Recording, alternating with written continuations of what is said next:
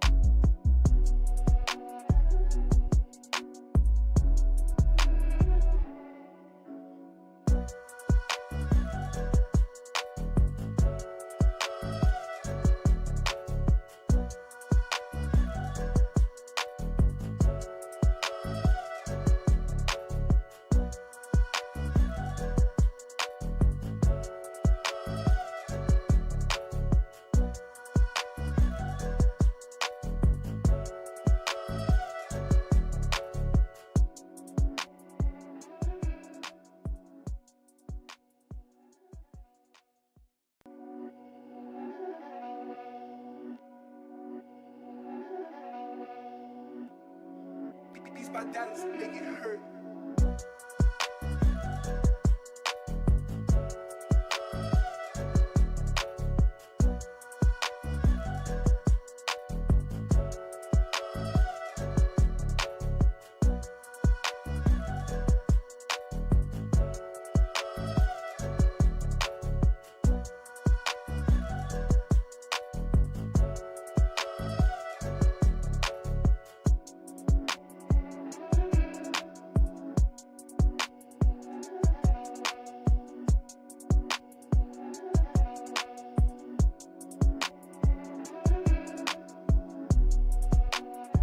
Game of the week, Jordan Bianucci alongside my partner Ronald Lever III.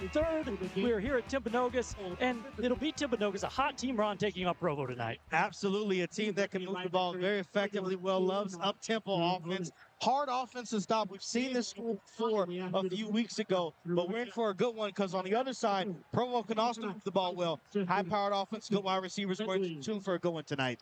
Yeah, and it's a big game. Two Region 8 rivals going at it, and with Provo coming in at 2-2, Timpanogos 4-1. This is a huge game for the Bulldogs. Absolutely, the Bulldogs need this game. You don't want to lose a game in the region, especially to Timpanogos. To stay in the standings, to get the one up on them, you want a nice road win tonight. All right, well, we'll have kickoff for you next. We'll take a short break. It's the game of the week on ESPN 960.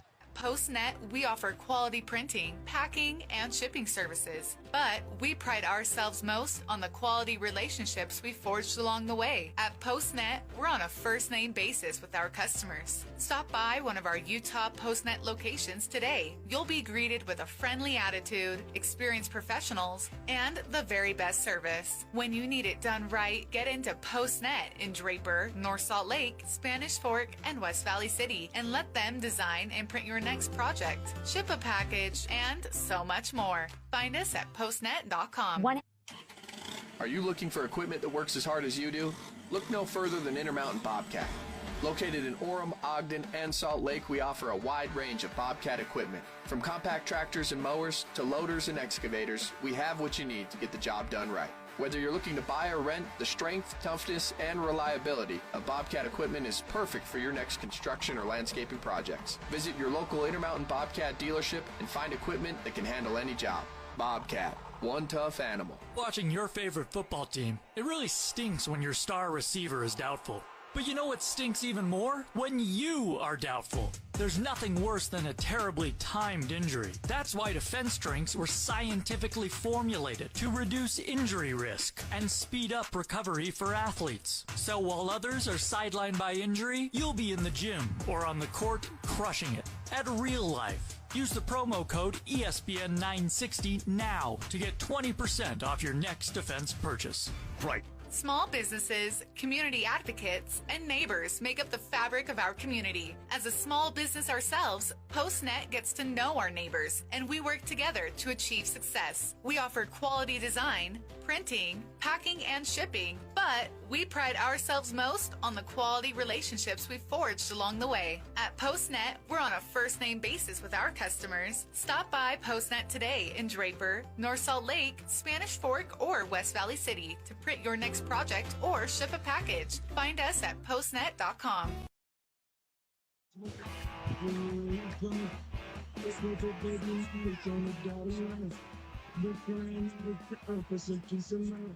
It's like always, it just wanted to it's something that can achieve the people brown. Welcome back to Timpanogos High School in Orem, Utah. A beautiful night for a big Region 8 matchup between the Provo Bulldogs and the Timpanogos Timberwolves. They're having the coin toss right now at midfield. We are just about ready to kick things off here, and just a lovely evening in Utah County, Ron. Absolutely, not just a lovely evening. This game is hyped. You got both sides. Orem and Provo are juiced up for the game, so there's going to be a lot of intensity. I've never seen this type of intensity from an away team ready to get going. Absolutely. Provo, they've made the trip over here to Timpanogos. It's homecoming night at Timpanogos. The bleachers are packed and more fans filing in. It looks like Provo is going to kick off. Timpanogos will receive to begin the game. He will receive, begin the game out of the south end zone. Well, you mentioned it in the opener. On Timpanogos can put up some points. They're coming off a game at Uinta, put up 49. Won at 49-21. They have won 3 in a row, including one against Logan, who's a very good team this year. I think the key to that is the Andrew Hillstead. It's a kid that can sling the football. There's no doubt about it. Big arm, can run in the game as well, likes to pass, though, first. So Provo's going to have their hands full tonight in the secondary. No doubt about it. Timpanogos will get the football right off the bat, and we'll get a chance to see Hillstead out there.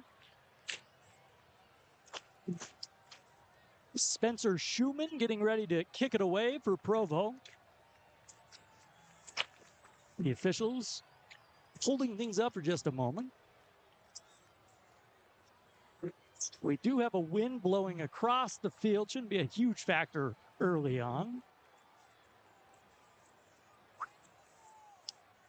Meanwhile, Provo coming off a big 37-0 win over Juab. They had their game at Timpview canceled last week, so they've played one less game, I should say, than Timpanogos. And here we go. The Schumann kicks it away. It will be fielded inside the 5 and brought out up to the 10, 15. Now a cut back to the right and going to be taken down at about the 16. That was Jet Showman on the return.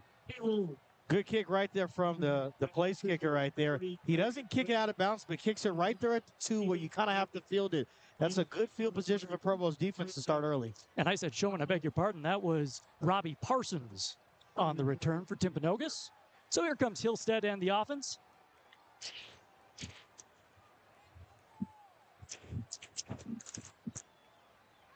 Nobody in the backfield. Shotgun snap. 3 wide receivers to the left.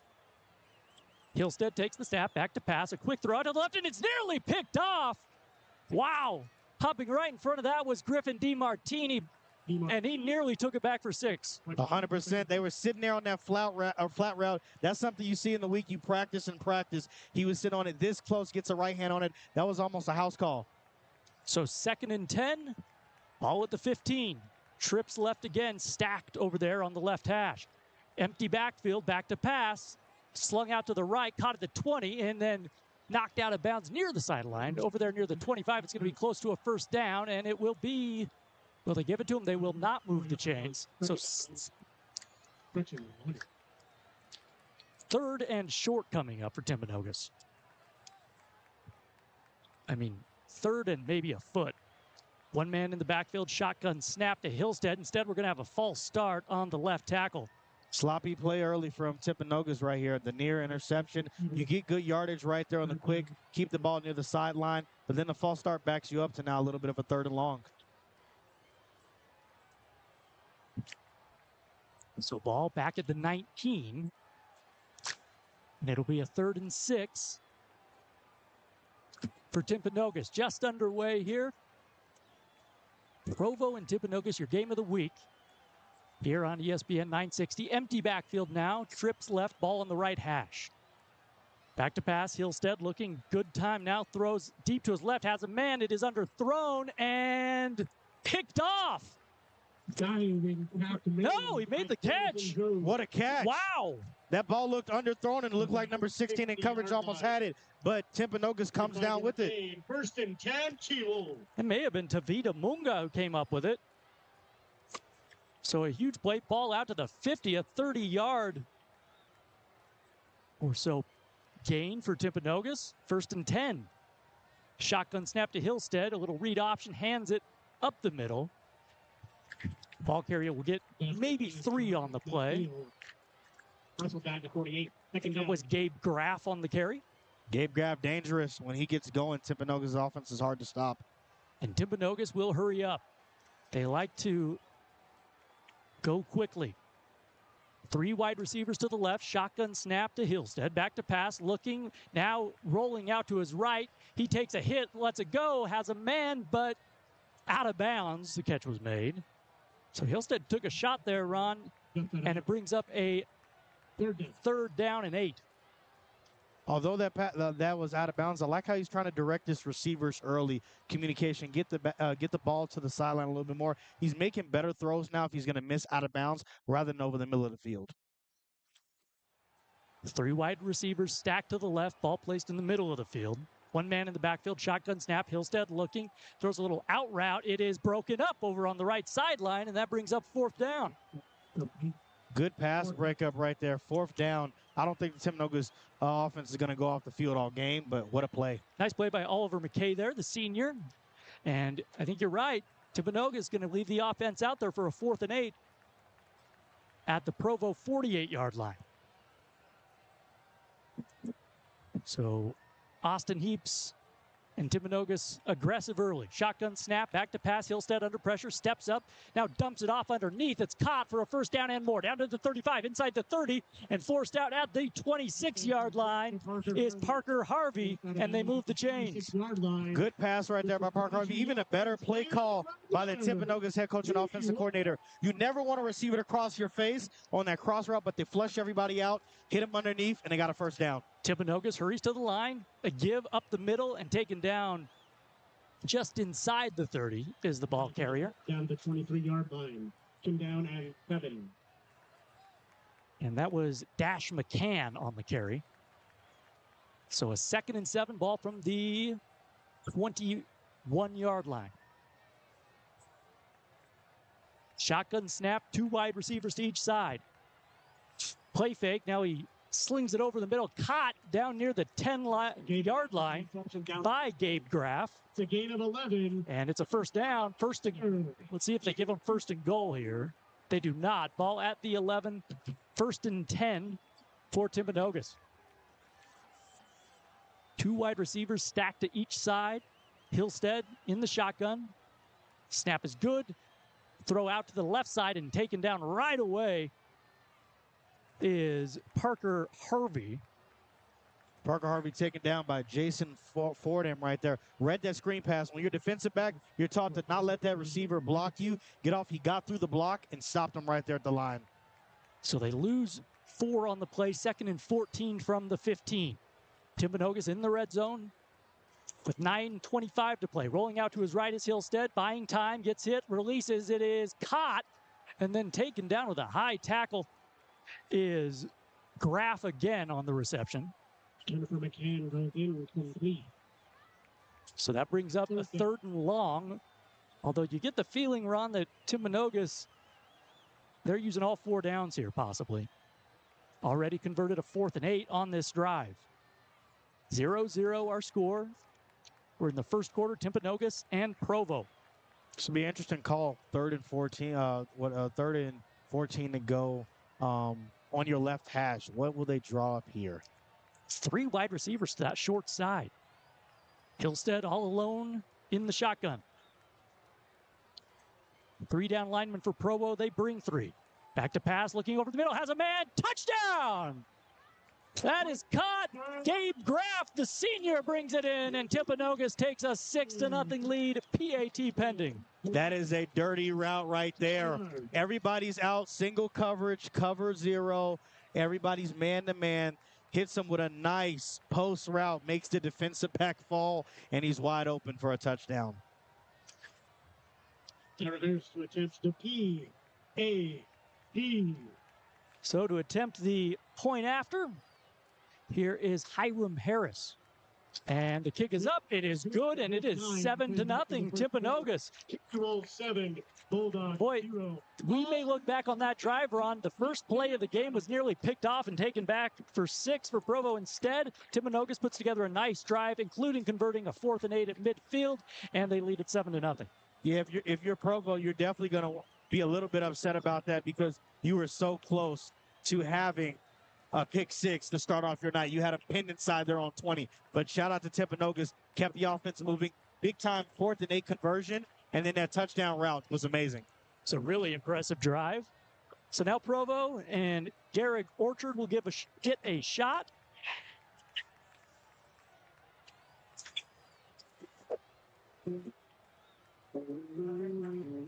It's definitely homecoming, George. Balloons are in the air. Yes, they are. More fans still filing in here. 9:10 to play in the 1st quarter. As Hiram Harris will kick things off from the 40.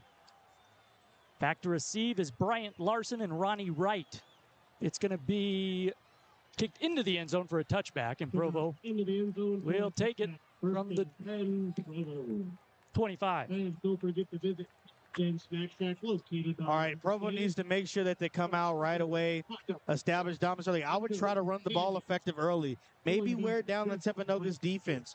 I would do that necessarily so because it's going to be tough trying to go out pass. And if you turn the football over on the secondary, that's juice for Timpanogos. Yeah, we talked to Kirk Chambers before the game, and he mentioned that they need to give that defense a little rest when their offense is out there. Backfield's going to be empty, though, on first down. Ball at the 25. Now Orchard brings a man in motion, and he gives it to him in the backfield and nearly taken down for a 5-yard loss. Instead, he breaks a tackle and will make something of it, nearly getting back to the line of scrimmage. Oliver McKay on the carry. Oliver McKay is so shifty. He just feeds off contact very well. He invites it too. When he bounces off, you see plays like that. Supposed to be a tackle for a loss. It's a positive gain. Yeah, gets 4 eventually. So 2nd and 6. And I said the 25 in high school. The touchback brings it to the 20. Shotgun snap coming to Orchard. A man on his left hip. Back to pass, looking, swings it out to his left, and it is incomplete, intended for Oliver McKay. Good rush by the edge rusher. When you get off and you see it pass, you're taught to get your hands up. Good job not hitting the quarterback. Don't want to take a flag there. They're trying to get Oliver McKay early going. I like it. I like the run game. I like trying to get out to him, option in the speed flat route. That's good. You want to take pressure off the wide receivers early. So that brings up a 3rd and 6. Ball at the 24. Provo, their first possession, trailing 7-0. 2 wide receivers split to the right, 1 to the left. Shotgun snap, and Orchard fakes right now, steps up in the pocket. Under pressure, it's dumped off and caught, but taken down right away for no gain is Mason Gregory, and Provo's going to have to punt it away. Not the play call I think that they were hoping to get out of that one. It looks like he wanted to hit Martini there on the slant route, but it looks like there was pressure up front and the ball started to come out, so he got it away to Gregory to play it safe. That's okay. Punt away, live to fight another day. So punting it away is Tui Levuka. Back to receive for Timpanogos is Robbie Parsons, standing at the 41. Tui Levuka standing at his own 10. Takes this high snap, brings it down. The left-handed punter booms one. It's going to be taken in and fielded just north of the 30. Parsons to his left and is going to be forced out of bounds at the 32. A great punt by Fidi Tui Lekuva. Yeah, he's got a good punt, and the ball has so much spin and it's awkward that, especially in this wind too, Jordan, you mentioned it earlier, to be able to track that ball to catch it and still get some positive yards says a lot. So the officials will spot it at the 37, and that's where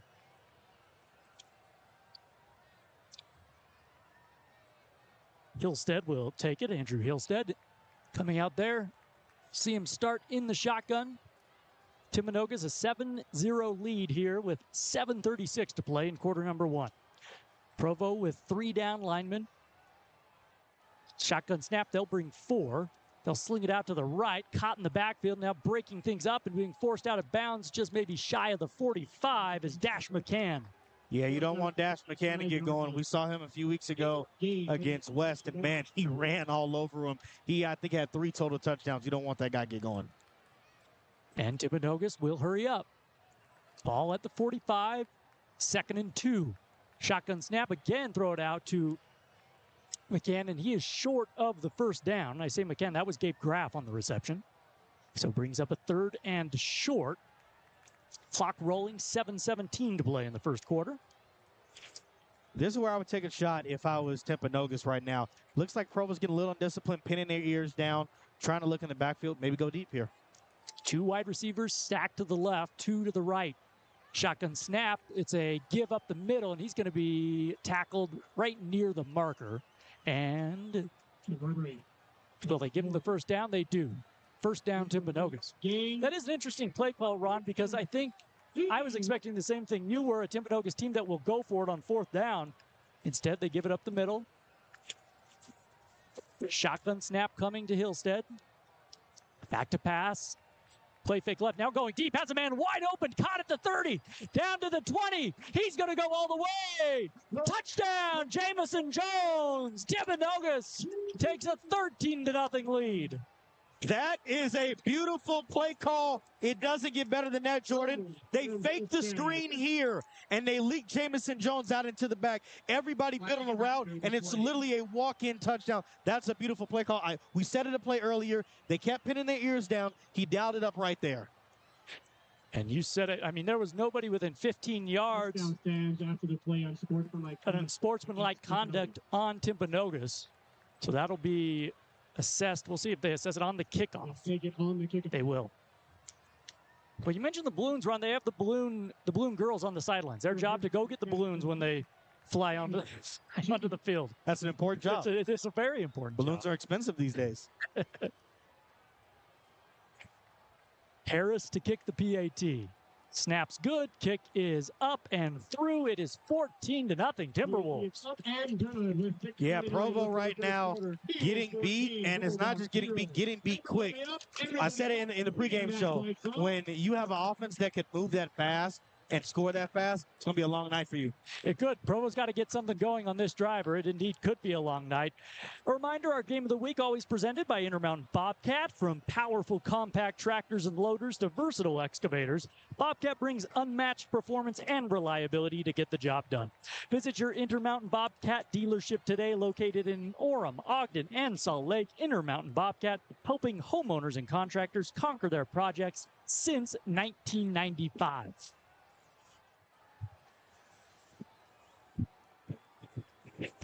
Harris to kick things away for the Timberwolves.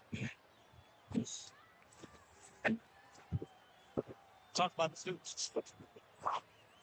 As you see on our YouTube stream, the student section getting rowdy. Rightfully so. It's homecoming weekend. I remember that in high school. You had to get hyped for it, especially when you're up 14-0, halfway through the first. Long game to go still. You're on pace for 40 points. It's true. Timpanogos' offense has been impressive. Harris kicks it away. It will be fielded at the 10. Brought out to the 15, 20. Has some room. 30 to the 35. Cut back and will be tripped up at the 36. 26-yard punt return. Kickoff return. That was on the return, Ronnie Wright. So good field position here for the Bulldogs. 46-yard kickoff return. You like that by your offense. I think he was tiptoeing just a little bit. Got to hit those holes a little bit harder, because if you get one break, you're to the house. So Orchard and the offense will begin things at the 36-yard line. Shotgun snap coming. Here it is, a play fake up the middle. Orchard will sling it out to the left, has a man caught up to the 40, wrestled down right there by two defenders. But a 4-yard may give him 3 on first down. Ronnie Wright again, who had the kickoff return. Like that they're using other guys.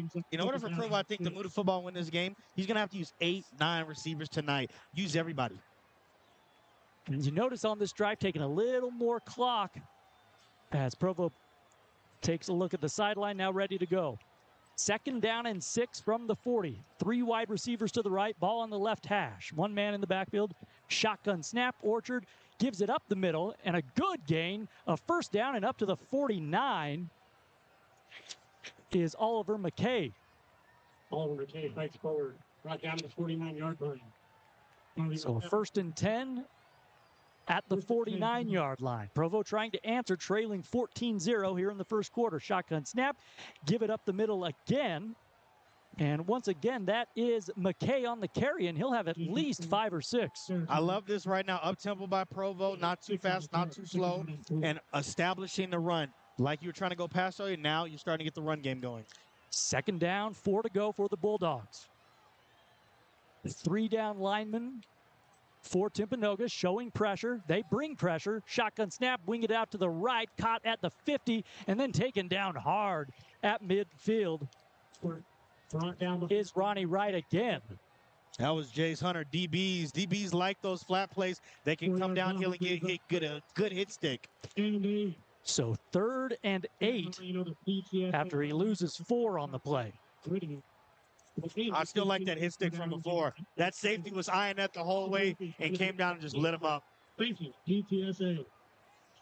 Shotgun snap coming to Orchard, first-year starter for Provo. 3 wide receivers to the left. Now he's going to run option left. A pitch out to McKay. He has some room upfield working for the first down. He's going to be tackled about a yard short at the 42. And now it's 4th and short, and you have a decision to make if you're Kirk Chambers. You definitely have a decision. Good block by Griffin. DiMartini out there. Big body, a kid that's 6'3", 185 pounds. 4th and 1, I say you go for it. And they're going to. Orchard comes up under center. 4th and 1.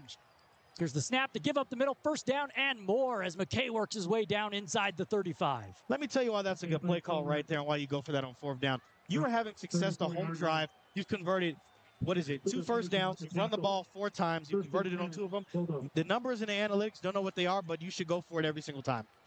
Especially you're trailing 14-0. You need something to go. Under center, Orchard gives it up to the right side. That is, again, falling forward. Oliver McKay maybe gets 4 or 5 on the play.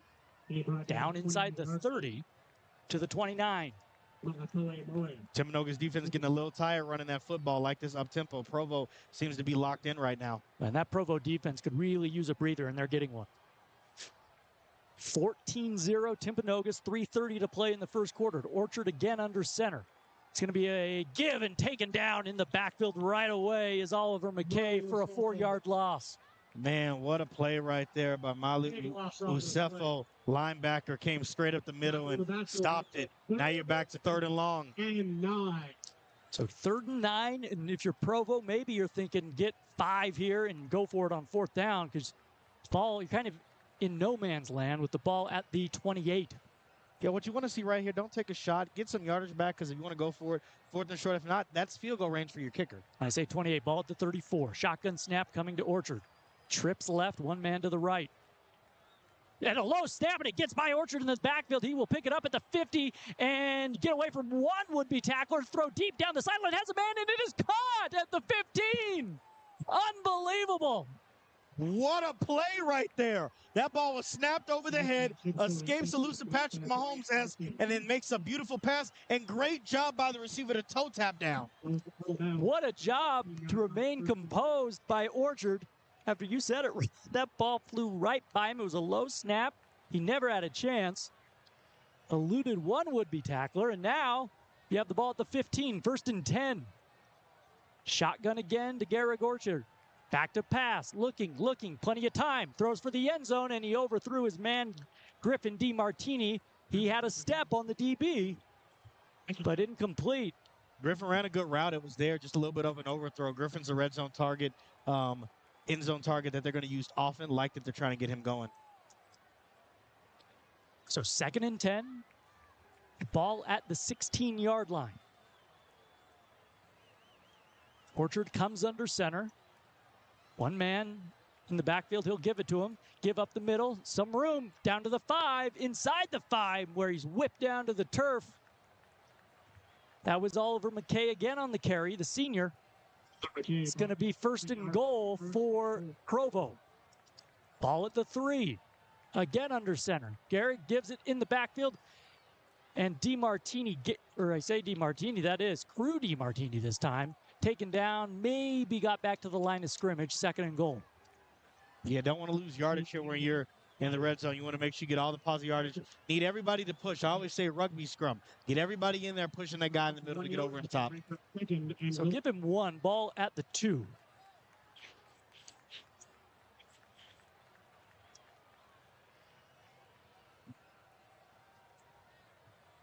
Philly Malotu in the backfield. They give it to him, and he's into the end zone. Touchdown, Bulldogs.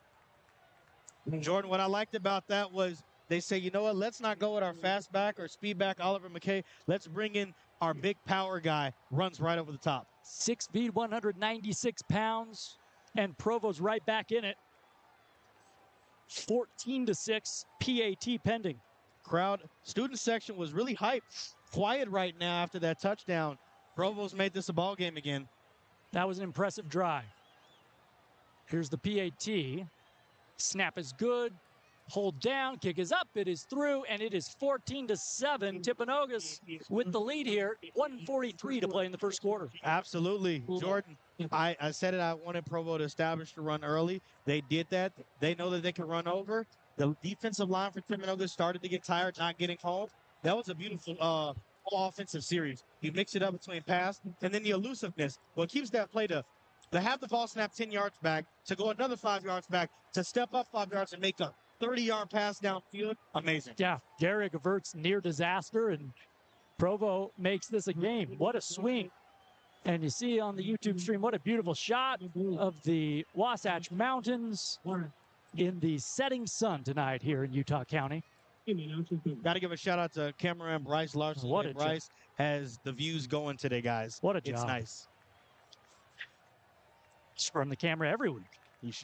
He might not like that. I'm not going to get myself in trouble. I'm not going to say anything on that. No comment. I'm just here so I don't get fined, Laying to kick it away for Provo. It is a short kick. It will land at the 10 and be fielded inbounds at the 5. Brought to the 10, up to the 14, 15, taken down shy of the 20. A nice job by the special teams of Provo. That was a beautiful kick, by the way.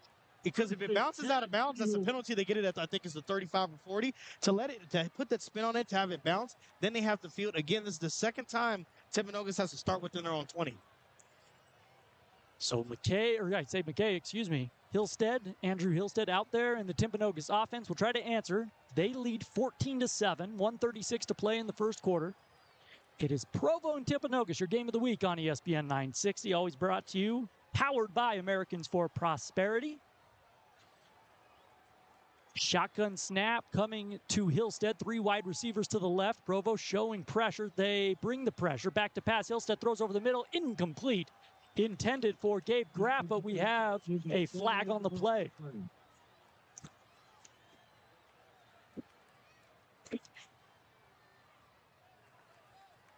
And they're going to pick it up.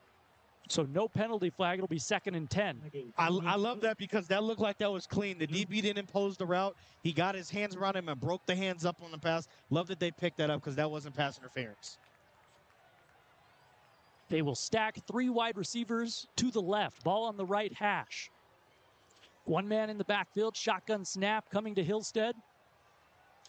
Here it is. He will throw quickly, a little out on the 20. Caught. Now making his way up to the 30. Breaks 1 tackle. Breaks another. Is finally taken down north of the 30.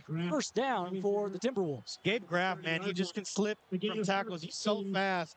It's hard covering a running back in the flat like that.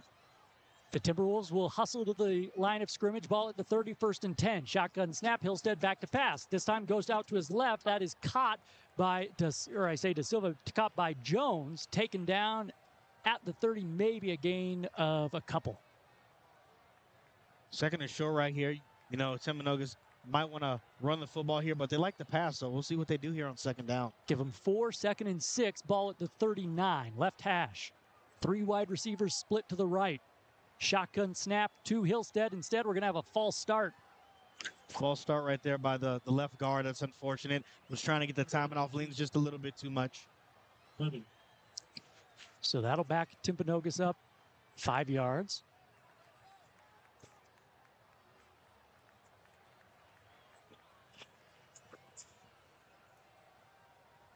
Looks like we might have some weather in the area, Jordan. Hoping it doesn't rain.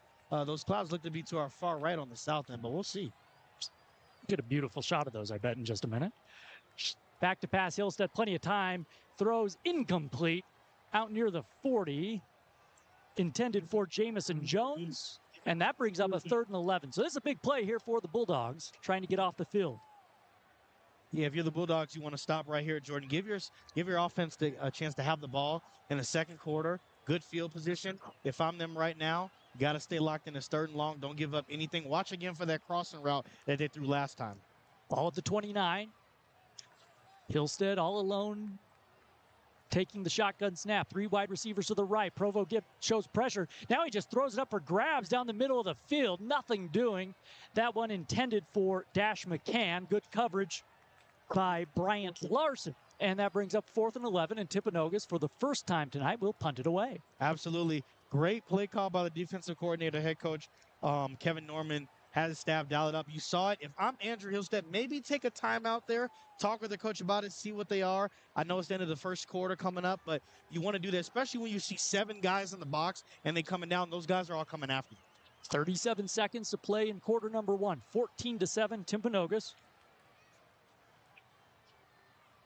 Snap is good. The punt is away. A line drive. It'll be fielded at the 35. One move taken and then knocked down shy of the 40 was Bryant Larson for Provo. Anybody with the last name Larson is a good person.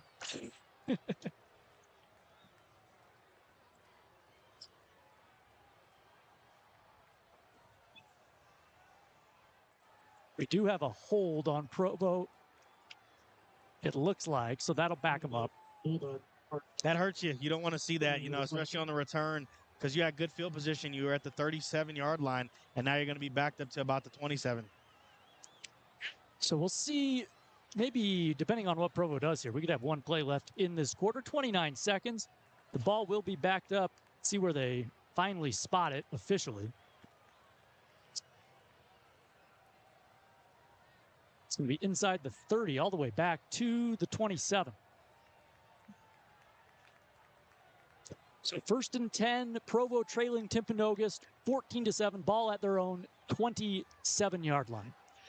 Orchard, a give up the middle, some positive yards, breaking 2 tackles now, up to the 40, and he has some room, dragged down shy of the 50. Who was it on the carry for Provo? What a run. It was Oliver McKay, and the clock will stop as they move the chains, and it'll be up to Provo whether they want to run another play in this quarter. Don't think you need to. You just got a great game where you got a 25-plus yard run from Oliver McKay. And just amazing how the momentum has shifted. Timpanogos led 14-0 in this game. Provo to the line. They do snap it. Back to pass. Orchard looking now under pressure, and he fumbles the ball. Who's on it? Provo gets back on it. A flag on the play. Coming in late was actually Oliver McKay to recover the fumble. And we'll see what the penalty flag is before we take a break at the quarter. This might be holding or a block in the back. Going to be one of them. It looks like maybe on Provo is what to discuss this. Again, that's why I just said, Jordan, didn't need to run a play right there. It was 1.2 seconds. Let the clock run out. Go into the second quarter with that. You just got a great 25-plus yard run. Don't kill yourself in that and turn the football over. The officials talking about it. It's been a long time discussing this penalty flag, and they're going to pick that one up too. Wow. So that will take a break here at the end of quarter number 1. It is Timpanogos 14, Provo 7. It's the game of the week on ESPN 960.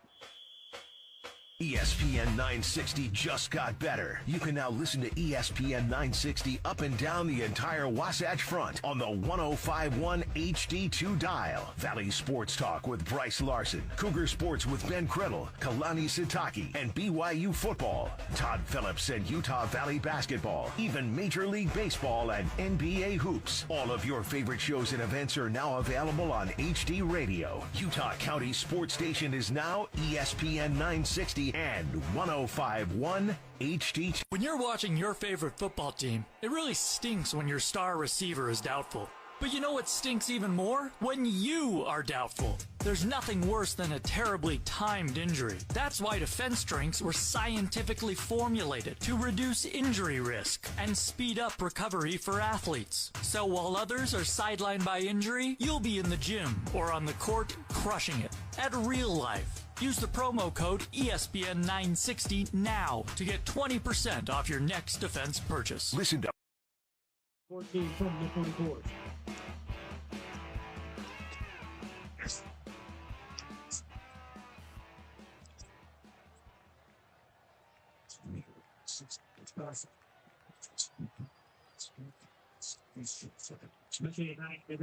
On 2nd down and 14, he'll give up the middle. It sets up a 3rd and 10 for Provo here at midfield.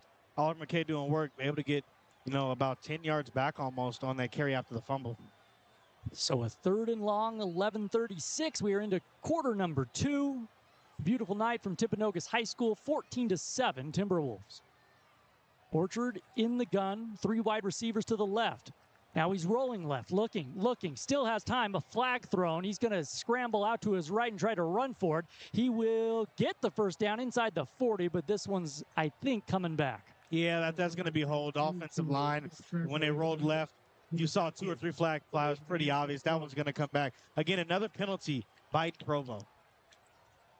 So Provo going to be tasked here with a third and very long.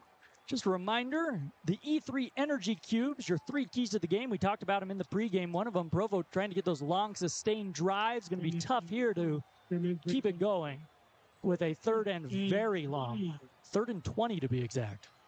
Yeah, it's obvious that it's going to be passed right here. We'll see if they set up a screen play. What they can do, maybe what I would do is flush all the receivers out 10 to 15 yards, have somebody run an 8-yard shallow cross, get the ball to them, see what they can get back. If it's 4th and 8, maybe you can go for it. Where's our student section at? Play clock down to 15. Ball placed at the 43. Provo in their own territory. Timpanogos showing some pressure on 3rd and very long. They will back off. Now back to pass. Orchard steps up in the pocket. Has a man open. He makes the catch. And he has a first down. Down to the 40-yard line. Mr. Gregory. For a 22-yard gain. Mason Gregory on the reception. What a play caller. Just talked about it. Get a guy to slip out. You did that. That was a delay by Mason Gregory. He chipped and then he went. Beautiful play call. So Orchard back in the gun, a give up the middle, breaking one tackle past the 40 and being taken down near the 35 is Oliver McKay, but another penalty flag thrown. It might be another holding coming back. That's unfortunate because you're able to bounce it out to the right by Oliver McKay, and that's coming back again. I think that's the 4th penalty of holding called in the last 5 minutes for Provo. Provo putting themselves in some tough spots here. And as another 10-yard penalty, officials marking it off now. Timpanogos had a 14-0 lead in this game. Provo has battled back. The ball will be spotted at the 50. So a 2nd and 20. Make that 1st and 20 for the Bulldogs. 2 wide receivers to the right, 1 to the left, ball on the right hash. Shotgun snap to Orchard. He play fake. He'll roll right, looking downfield, throws across his body over the middle. It is broken up. That was a dangerous pass intended for Brian Larson. Yeah, you don't take that chance right there. If you don't have the lane, you live to fight another day. It was broken up right there by number 45 for Timpanogos right there. That is going to be broken up by Tate Dawson, senior 6'1", 185-pound free safety defensive back out there. Can't put the ball in harm's way. You got a good drive. You still can get the first. You just converted 3rd and long, Jordan. Don't put yourself in trouble with the turnover. Provo huddles up, 2nd and 20. Ball at the 50. Trailing by 7 here in the 2nd quarter. Provo in the all-white road unis, navy blue with the lime green for Timpanogos. Back to pass. Orchard looking, has time, throws over the middle, has his man, but it goes right through his hands. Intended for Crew DiMartini. That brings up a 3rd and long. Oh, characteristic there, Jordan. Crew DiMartini is normal to bringing those down. I think he just might have taken his eyes off of it, looked to turn and run, and the ball went right through. Because that was going to be a good play call. You're going to have a 3rd and manageable there. Yeah, he sat down right in that coverage and had a lot of room. Couldn't come up with it, though. 10:37 now to play in the 2nd quarter, and a 3rd and 20 for the Bulldogs. You know, if they can get 10 here, maybe, Ron, they very well go for it based on where they are on the field. Back to pass, rolling left is the right-handed quarterback. Throws across his body. It is caught shoestring style. Taken down at the 40 is McKay. And that brings up a 4th and about 10. Let's see what Kirk Chambers and this Provo offense decides to do.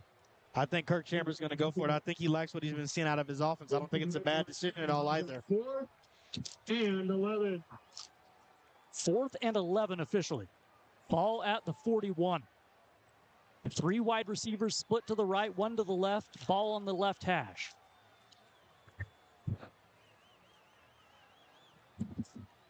McKay on Garrett's right hip. He steps up in the pocket, has a man over the middle. It is nearly picked off. Pass by Peterson.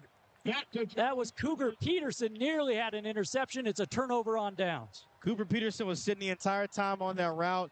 Had a hand on it. Not a bad route, actually, by the wide receiver. I think just some miscommunication by the quarterback. Throws it a little bit late. If he's able to get that in stride, they actually could pick up the 1st down right there. So Timpanogos takes over at their own 41. They lead 14-7. 9:51 to play here in quarter number 2. Hillstead, number 7, back out there in the shotgun. McCann on his right hip. Shotgun snap, back to pass. Hillstead lofts one up down the left sideline. It is Nearly hauled in, but a late flag comes in. There is a flag. Intended for Jamison Jones, and they may get the DB on a pass interference call. Let's see. Yeah, they're going to get Giovanni Vaughn on that one. His head wasn't turned around, Jordan. We know how it goes when they throw fader go balls to receiver. When you push them down and you don't get your head around, you don't find the ball, easy call for the official every time. So a 15-yard penalty and a first down for Timpanogos. The 15-yard penalty. And another. T-Row. I know. Long time, Georgia, spot that ball on that pass interference. Yeah, ball at the 44. Timpanogos into Bulldog territory. 1st and 10. Shotgun snap coming to Hillstead. Back to pass. Throws one off to his left. It is caught at the 42, driven back to the 44. That may have been Dash McCann. Giovanni Vaughn makes up for it, though. Being able to stay on the sticks right there, short gain right there. So gets the penalty, but you like to see that right back from the player. Get back into the play and make a good stop. Timberwolves hustle to the line. A 2nd down and 10. Ball still at that 44-yard line. Shotgun snap to Hillstead. Play fake. Back to pass. Rolling right.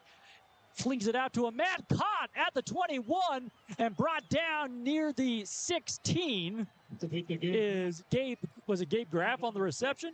Yeah, I believe it was, but I think that's going to come back, though. I think that's going to be offensive pass interference. He shoved Jason Fordham down. He was in coverage there, played that clean. That one's coming back.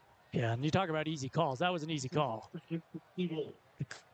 So an offensive pass interference. Go back Timpanogos, I believe, back into their own territory here. It's the correct call, Jordan. I played defensive back in high school. When a guy throws you down and get the ball, that's an easy call for the official. So a fairly sloppy game so far. A lot of penalties. Ball will be placed back at the Timpanogos 41. Bring up a 2nd and 25. That penalty hurt because your offense is moving so well. Ball on the right hash. Trips left. Nobody in the backfield. On pressure. Provo, are they going to bring the pressure? They will. Hillstead back to pass. Under pressure throws. Incomplete. Intended for Graff. Wanted him on a little out near the 45. Instead, it'll be 3rd and 25. Again, another great call by Kevin Norman's staff. Dial it up right there. Have him in a very, very long, 3rd and long. Really hard to make them go down and get a first down. I like that you dialed up pressure there because now maybe you could sit back a little bit and play a little bit conservative. Empty backfield. 14-7. Timpanogos with the lead here in the 2nd quarter. Provo showing pressure again. They bring everybody. They toss it up into the middle of the field. No one even close. And it falls incomplete. 4th and 25. And the Timpanogos Timberwolves will punt it away for the 2nd time tonight. Another great call by Kevin Norman. I didn't think you would dial up pressure there twice, but I see why. Obviously, with that, when you're bringing a lot of people, you're not going to have someone over the middle to pick that ball off. That'd be probably a blessing if they were. That'd be a walk-in pick 6. But it's okay because you punt the football, you get it back, no points. Great stop by the Provo defense. Ronnie Wright back to receive the punt. It is a high booming kick. It will be received inside the 20. Wright has it, cradles it up to the 25 where he is tackled and taken down. Give him maybe the 26-27, and that's where the Bulldogs will start things. And just as I say that, Ron, another penalty flag comes in. Yeah, this one, Timpanogos, they didn't like the block going to the ground, but he finished the play cleanly. I know it may seem a little bit extra, but it's a regional game. It's a big rivalry, a crosstown rivalry game. You're going to have that, but I think they're going to get actually Timpanogos on this one. It looked like he kicked the Provo player after the play. I'd be very surprised if this was on Provo. So we'll see. The officials chatting about it, and we are going to have a personal foul indeed on Provo. That's very surprising. So Provo backed up 15. They're going to be inside their own 15-yard line. I'm going to say that the officials missed a call right there. He's finishing his block as the punt is still going on. You can't call unsportsmanlike conduct on that. That's a pretty soft call and wrong in my opinion. So the Bulldogs at their own 14. As a reminder, after the game, we'll name our Defense Drinks Defensive Player of the Game. So stay tuned for that. Handoff up the middle, up to the 20-25, finally taken down there. Two fights forward for is Oliver McKay. So a good first down run for the Bulldogs. The Bulldogs, really the opposite from Timpanogos, really slow things down, as we mentioned, Ron. They look over at that sideline, get the signal now to the line. 2nd and 5. Ball at the 19. Shotgun snap to Orchard to give up the middle. Breaks one tackle, makes his way up near the 26-yard line. He will have a first down. 25. And again, on the carry, that was Oliver McKay, the senior. Oliver McKay has to be over 100 yards rushing in this first half. He's been putting in work. He's even had a fumble recovery for Provo as well. He did. He's the leading ball carrier this season for the Bulldogs. Didn't use that trend tonight. A lot of usage. 3 wide receivers split to the right here. First down and 10. Ball on the left hash. Shotgun snap to Orchard. A give up the middle again. Up to the 30. Up to the 35. Near the 36. And again, Oliver McKay grinding. And a late penalty flag comes in. After maybe a gain of 8. But we'll see what the flag is. He might have got forward progress on that first down because the official was waving like he had it for the spot. But we'll see. This one might be coming back. It looks like they're talking to the Timpanogos coach. Another personal foul. This one on Timpanogos, though. So that's going to tack on 15 more for Provo. That's what they should have had the first time that they missed. So I'm glad that happened to get it back right because Provo should really be here at the first part of it because they missed that penalty earlier. And I didn't see what that was for, but it does place the ball at the 49 inside of Timpanogos territory. Looks like one of the Timpanogos players might have said something to a Provo player. So shotgun snap coming here to Orchard. Shotgun, an option right, pitch it out. Now, man has it at the 30, up to the 25. Another penalty flag comes in behind the play. And Orchard kind of doubles over. He's frustrated. This one may be a hold.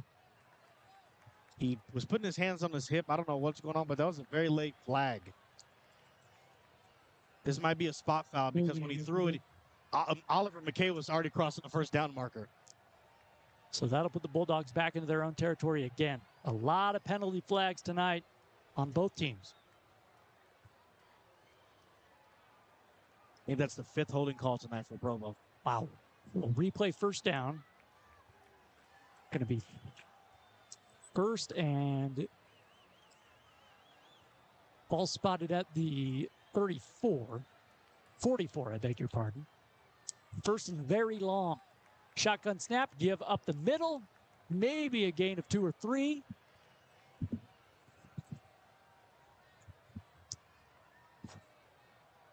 Malik Philly Moatu on the run. That's the guy that scored the first touchdown for Provo. They had their big back in there.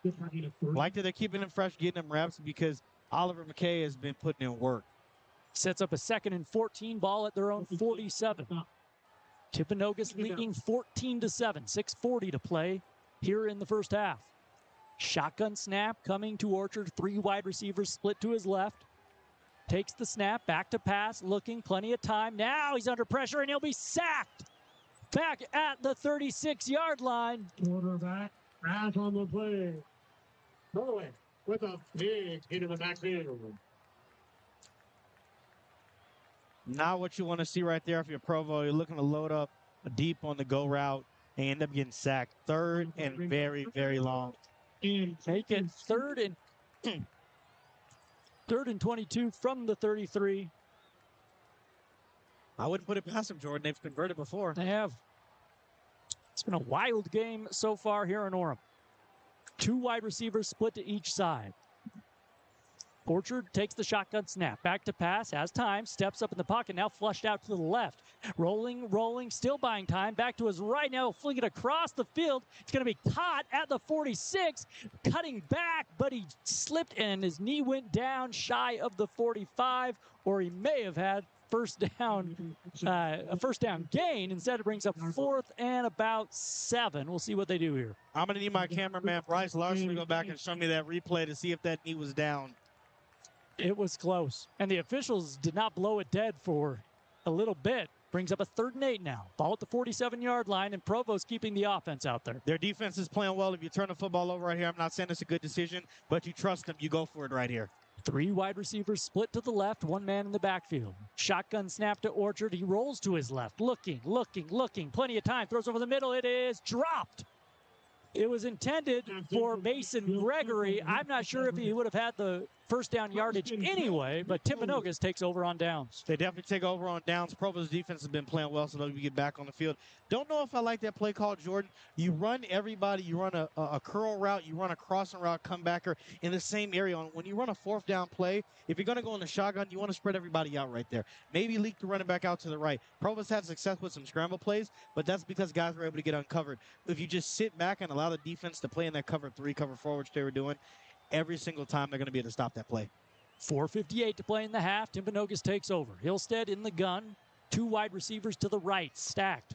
Shotgun snap.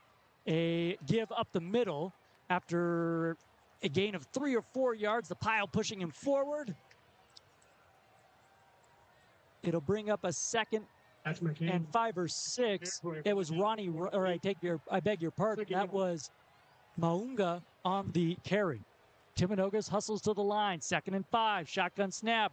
Play fake. It's to Muunga over the middle for a first down. He'll be wrestled down, and the ball may have come loose at the very end. Provo says they have it. The officials signal Provo ball. A fumble, and the Bulldogs come up with it. I said that the Provo defense has been playing lights out this first half. Big time turnover right there. You trust your defense in that moment, they come up with a fumble recovery. And it was Brian Larson who came away with it. I'm going to say it again. Anybody with the last name Larson is a big time player. On the football field behind the camera, it's unbelievable what they can do. First and 10. Ball at the 41. So the Bulldogs get it right back.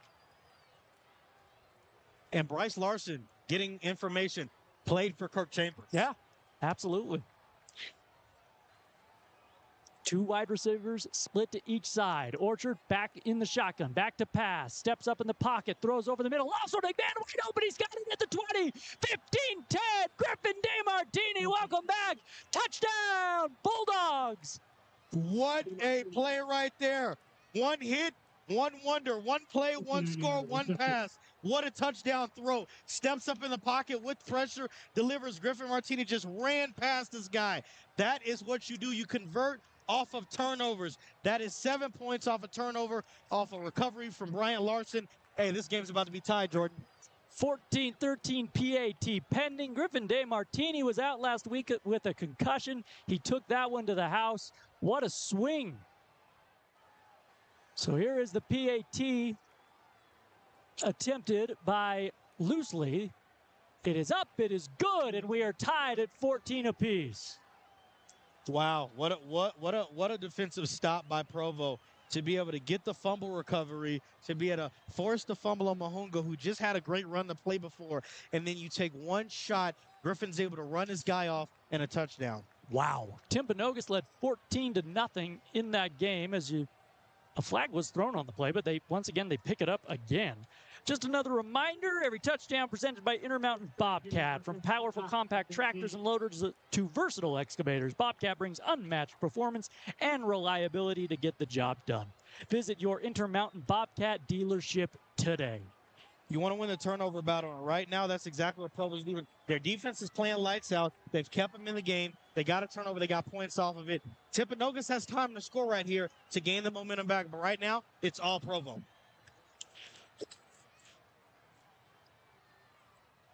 Spencer Schumann to kick it away from the 40.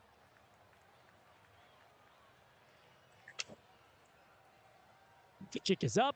It will be fielded at the 5 and brought out to the 15. The pile put. Now he gets gets loose near the 20, I should say. That was Parsons on the return. 18-yard line. Surprised they didn't throw a flag on that one. We've been having flags all night. But again, Jordan, this is another, I think this is the third kickoff, if I'm counting correctly, now that's in their 20 or 20 or lower to the end zone. You can't have that. Ball placed at the 19. That's where Hillstead and the offense will get going for Timpanogos. 14-14, 4:10 to play in the first half. Timpanogos, this is a huge game in Region 8. Timpanogos at 4-1, 1-0 in conference, or in region, I should say. Provo also 1-0 in region. Three wide receivers stacked to the right. Hillstead takes the snap, back to pass, looking right. Has a man over the middle that is caught at the 25, up to the 28, taken down. Right there is Tavita Munga. So a positive play here on first down brings up second and short. Like how they went to Mahunga after the fumble, keep the kid confident. Handoff up the middle after maybe a gain of 1 or 2. The ball carrier's taken down, shy of that 30-yard line. And they will move the chains, just gets it. So first down, and Timpanogos will hurry up. Hillstead in the gun. Provo brings 4. Play fake, throw an out intended for Munga near the 24-yard line, but well out of reach. It's incomplete, brings up second down. Yeah, Andrew Hillstead has a big arm, just overthrows him right there. If he catches it again, they've been using Mahunga in the slot really well. Love what I see out of Tavita right now, going to him, mixing it up right now. Maybe they're trying to catch Provo to hit a home run past the Garth. Trips right, ball centered. Hillstead in the gun, one man in the backfield on his right hip. Shotgun snap, back to pass. Looking, plenty of time, now under pressure, rolling right, will just throw it away out there where Muunga was. And that brings up a third down and 10.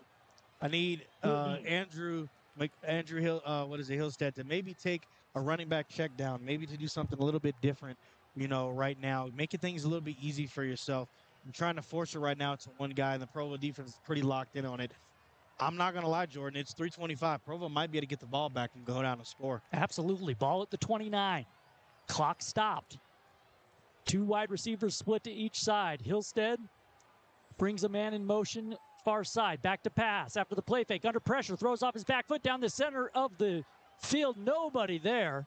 And the clock stops. 4th and 10, and Timpanogos is going to punt it away. That's, again, Kevin Norman's defense has been dialing up pressure at the right time. I think that's the 3rd time they brought pressure tonight. And again, they forced the incomplete pass. They are taking Andrew Hillstead off his time thing. You know what they've done a good job of? They haven't let them go up tempo the way they wanted. No quick short passes, no quick curls, comeback routes. Provo's defense has been phenomenal. It's a great point. And boy, at Provo, really, this has been their second quarter. The punt is away. It's going to be short. It is a high punt, going to hit down at the 46 and roll, take a Timpanogos bounce rather, to the 36-yard line where it will be picked up. And that's where this Provo offense will get it with 3:07 to play here in the first half. Don't forget to stick around for our halftime report. Bryce Larson will take you around the state, give you all the updates and the scores, all the out-of-town scores, and all the action here on a Friday night in Utah County. Provo has all the momentum right now. You get another stop right now. You got great field position at the 36. Let's see what they do. Orchard in the gun. 2 wide receivers split to each side. Low snap, he handles it, a give up the middle, up to the 40, 45, some more room, and a first down, wrestled down near the 47. That's a gain of 12 for McKay again on the carry. Oliver McKay has to be over 100 yards, and that's a bad call by Chambers on that. It's a blitz from the edge right there to give them more space. You're going to be clogging up the middle, not coming from the edge. 2 wide receivers to each side. Clock rolling. 2:46, 2:45. In the shotgun. Timpanogos bringing pressure off the edge and a fumble, but Provo gets back on it down at their 38. So that brings up a 2nd and long, and that clock still milking away. Provo, either way, whether they score here or not, they do not want to give the ball back to Timpanogos. Both sides have had some errors tonight, Jordan. Miscommunication, a couple of missed snaps by Provo. You're not going to get away with that the whole night. Yeah. 2nd and very long. Ball at the 40. Back to pass. Orchard under pressure, steps up, rolls out to his right, looking downfield, throws. He has a man, and it is incomplete. Hit off the chest of Crew DiMartini. He would have had a first down. Throw was a little low. Brings up a 3rd and 18. Again, he's able to get out of the pocket. Good blocking by the offensive lineman. He's been able to create some plays tonight with his legs. Goes back to the first quarter when he was able to skate out, go 10 yards back, and make a big pass down the field. So the kid's feeling confident tonight. And that's, we talked to Kirk Chambers before the game, and that's what he said. He said, look, with each game, you get him more reps, basically. And he has. He's looked better tonight. We had Provo in week 1. A huge improvement already. Back to pass, rolling to his left this time. Orchard looking downfield, backpedaling, now throws, and it is caught at the 50, well short of the first down. They are going to say he was out of bounds, though, so the clock stops with 1:54 to play in the half, and a 4th and long for the Bulldogs. They'll punt it back to Timpanogos. Yeah, this is the smart decision. I know it's a 4th and 8, 4th and 9. Your offense has been playing well in defense, but you don't want to have any chances giving Timpanogos a short field with this. It's 152. You might be able to get the ball back, punt the ball away, pin them deep. You've had success. Maybe you get the ball back with 48 seconds, see what you can do. Yeah, I think Provo would have liked to stay in bounds there, let that clock roll a bit. Instead, it stops with 1:52 as we take a timeout here before Provo will punt it away. Oh, so Timpanogos takes their first timeout of the half. I think smart right there. You have 2 timeouts. They want as much time as possible. Because I'm going to be honest, Jordan, this is a very crucial drive. Looks like the student section is getting some free swag from, the cheer team right now, going crazy. The crowd needs to get hype right now. This is a big-time drive right now for Timpanogos. They've had the last 3 to 4 drives has been 4 and outs. They haven't been able to move the football the way that we normally see them do. The big arm from Andrew Hillstead, Cian Graff get involved, Dash McCann. Those guys have been stagnant the last couple of minutes. Big drive. If they get a touchdown, you take that momentum to halftime. And look, this is a good shot. Timpanogos has the firepower to score fast. Tui Lekufa will kick it away. The left-handed punter booms one. It is going to be fair caught at the 19, and with 1:46 to play in the half, a tie game, 14-14. That's where the Timberwolves will take over. 1:46, 2 timeouts. You got to go about 70 yards here. Not a bad thing. They definitely could do it. Timpanogos, like as you just mentioned, Jordan, has the offense to move the ball fast. We'll see what is called right now. We'll see what Kevin Chambers calls up. I think he's going to bring out some of, not his entire playbook, some really special plays, because I think Timpanogos has to go into halftime with the lead. 1:46 to play. And 1:46 from finding out who the homecoming king and queen are, Ron. We're all looking forward. I never won one of those, so I don't know who it'll be tonight. Shotgun snap rolling to his right.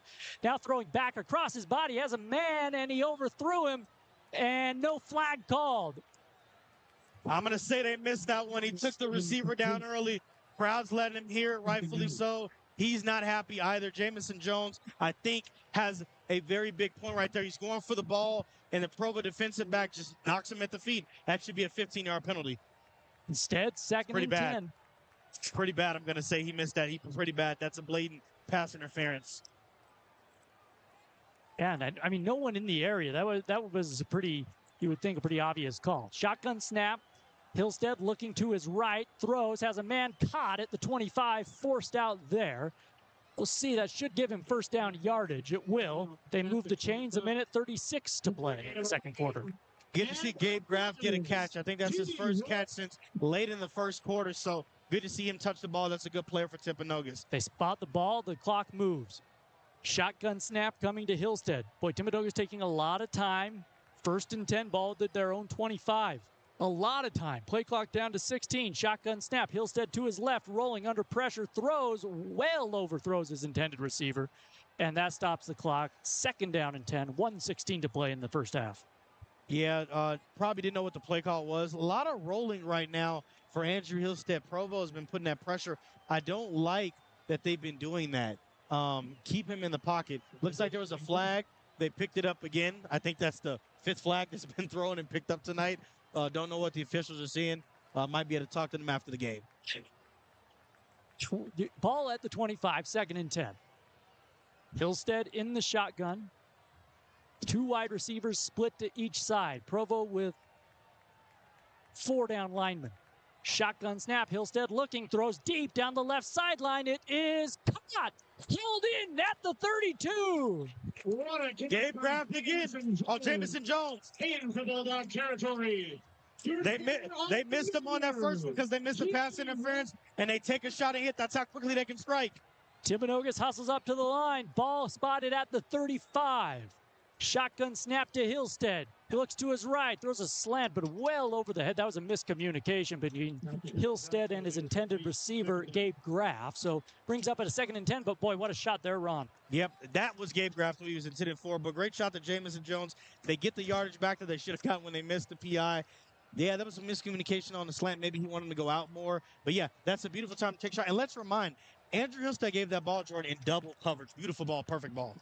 Ball on the left hash. 2 wide receivers split to the right. Shotgun snap coming to Hillstead. He broke back to pass. Under pressure is hit. Throws deep. Has a man, though, but he just overthrew him. His intended receiver, Gabe Graff, had nothing but green grass and a touchdown in front of him. Kevin Norman, again, defense, they dialed it up again to be able to do it, and they this close away. That was kind of the similar one we saw. That was to Griffin DiMartini, a walk-in, and great pressure. If that pressure's not there, that's a touchdown. 3rd and 10 from the 35. A very well-timed blitz from the Bulldogs. Clock stopped with 58 seconds to play in the first half. 14-14 our score. Trips right for the Timberwolves. Shotgun snap to Andrew Hillstead. Provo showing pressure again. They bring 4. He steps up in the pocket. Throw over the middle. It is nearly picked off at the 15. He just threw that one up for grabs. It was Jason Fordham who nearly brought in the interception. And I said they brought 4. They brought more than that. They brought some more pressure there, Ron. I think they brought about 8 guys on that because you saw the other 3 guys where the ball was going. That was all that was left in the secondary right there. Jason Fordham has had himself a second quarter. So 4th and 10. Ball at the 35. And Timpanogos is kind of in no man's land right now. You can attempt a really long field goal, but it looks like the offense is going to stay out there. The play clock down to 13. They now get to the line of scrimmage. Play clock under 10. Don't jump. Stay disciplined. I think that's what they're going for to make it a 4th and short. Up here comes the timeout. So Timpanogos will take their 2nd time out of the half. Gives us a chance to remind you to stick around. Bryce Larson will have the halftime report. Take a look at all the scores around the state of Utah. Coming up in just a minute. Homecoming night here at Timpanogos. Yeah, right now the homecoming, don't know if you want to say necessarily king and queen, but the homecoming king for Provo has been the defense tonight, Jordan. Their defense has a takeaway as well. They shut Timpanogos out. They have 4. And until that big catch by James Jones, they had 4 stagnant drives, but they just weren't able to move the football. So shout out to the Provo defense. They've been, I think, the MVP of the first half. Absolutely. Now, I was never homecoming queen. You were never homecoming queen. Was our friend Bryce Larson ever homecoming royalty? I'm going to have to find out. Anybody, again, with the last name Larson is royalty. Again, got to give a shout out. Bryce Larson also had Kevin Foreman as the defensive coordinator. So I'm just letting you guys know that's just how it goes. Bryce is doing everything right. Playing for the right coaches, working at Camberwell, does great play-by-play. Catch Valley Sports in the morning, every day, Monday through Friday from 8 to 10. I'm telling you, it's a great person, man. Larson's. Unreal. 3 wide receivers split to the right on 4th and 10. Ball at the 35. Hillstead all alone in the backfield, takes it back to pass. Looking, steps up under pressure. He's going to get sacked at the 40 with 47 seconds to play in the first half. Going down. 1st and 10. That was number 1 on Provo, and that's Griffin DiMartini. Griffin DiMartini out there on the defensive line making stops. So, hey, he could do it on the offensive side and the defensive side. That's a sack and touchdown already on the night. So let's see what Provo does here. 14-14 our score. 47 seconds again to play here in the second quarter. 2 wide receivers split to each side. Orchard in the gun. 1 man in the backfield.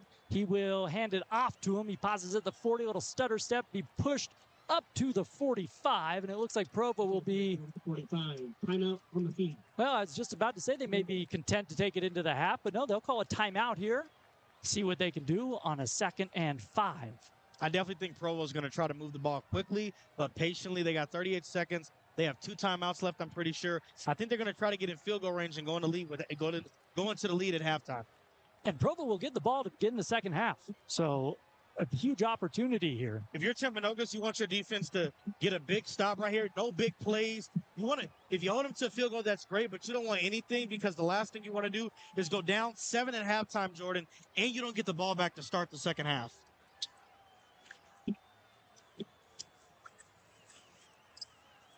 gives us a chance to remind you to stick around after the game for our PostNet postgame show. Virtual mail scans directly to your phone or computer, lets you decide to forward, recycle, shred, or pick it up at your local PostNet. PostNet at 826 Expressway Lane in Spanish Fork has virtual mail ready for you. Learn more at postnet.com. PostNet, dependable solutions. Second down, 5 to go, ball at their own 45. 2 wide receivers split to each side, Orchard in the shotgun. He takes the snap, a give up the middle. He'll break it up to the 50. That's going to be a first down, taken down at the 46, and Provo will hurry to the line. Clock stops for 33 seconds as they move the chains. They get to the line quickly. They run the clock, snap, shotgun pass for Orchard. Looking, has time, throws to his right. It is caught. Down to 20, down to the 15, 5, 10, touchdown, Bulldogs! Touchdown, Provo. I said don't let it happen, and it happened. You didn't want to go down a touchdown at the break, and it just happened right there. Beautiful. Brian Larson. Beautiful. Again, I'll repeat it for the 5th time. Anybody with the last name Larson. So Larson has the fumble recovery and now the touchdown before the half. Bryant Larson, the senior, on the reception. What a throw by Orchard. He was open. They take it to the house, and Provo has their first lead of the night. The PAT is up. It is good. It is 21-14, Provo. Provo right now, all the momentum right there. And can we be honest, Jordan? The reason why that occurred is great. I said it.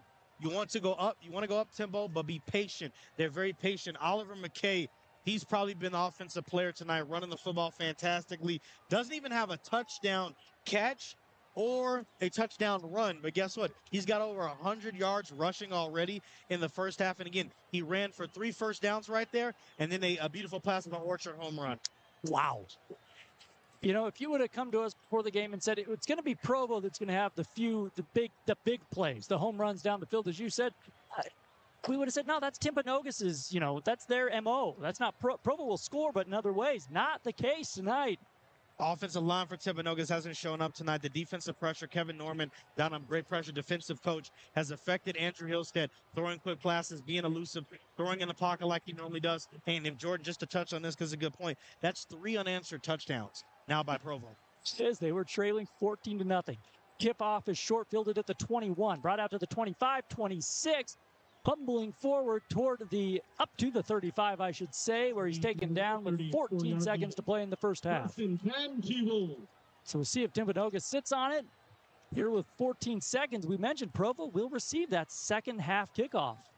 I mean, if you're going to go for a Hail Mary shot, I don't know if they have 1 timeout, how many timeouts they have left, Jordan, but they have 1 left. Yeah, so maybe take a big shot downfield so you can get, if you get one to Jamison Jones again, maybe you can get a field goal. So we'll see what they do here. Hillstead is out there waiting. Almost looks like they're just going to take a knee. The officials talking with that Provo sideline. Up, we have an injured Bulldog, Ron, over there on the Provo sideline on that wide area. So we'll have an injury timeout here. Yeah, and it definitely looks like that. Timpanogos is going to go into the half, take a knee. Don't want to take any chances. They've already turned the football over once, and they've had the last 5 drives to be stalled. So I think they're going to take a knee. Go reset at halftime. You're down by 7. You're still in this ball game. Absolutely. Our halftime will be brought to you by, or powered by, I should say, Americans for Prosperity. Ron, they're giving out free constitutions at the gate tonight. Grab one of those. Grab a rule book. Don't get them confused. Yeah, this is good stuff. We have snow cones up here. We got the Constitution. What else could we possibly need? I mean, at this point, might as well just need a good thing of nachos at this point. So, they're still taking a look over there at that injured Bulldog. Can't quite see who it is over there on the sideline for Provo.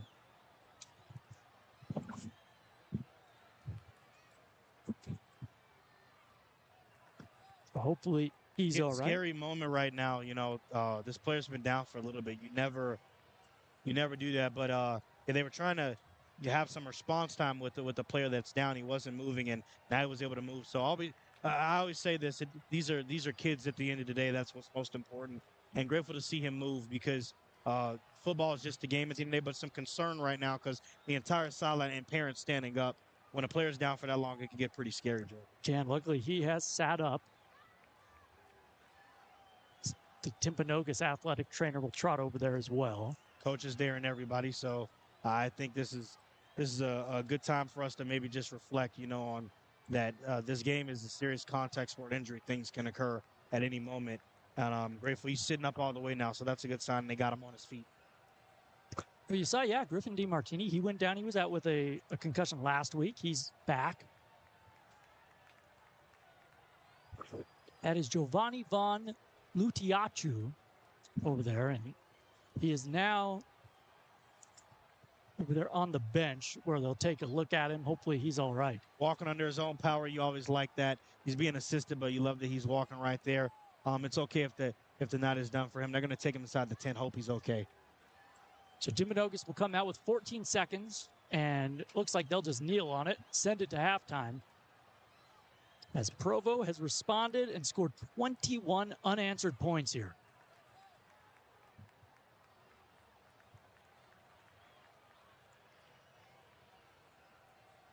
Timpanogos kneels on it, and that'll send us to halftime.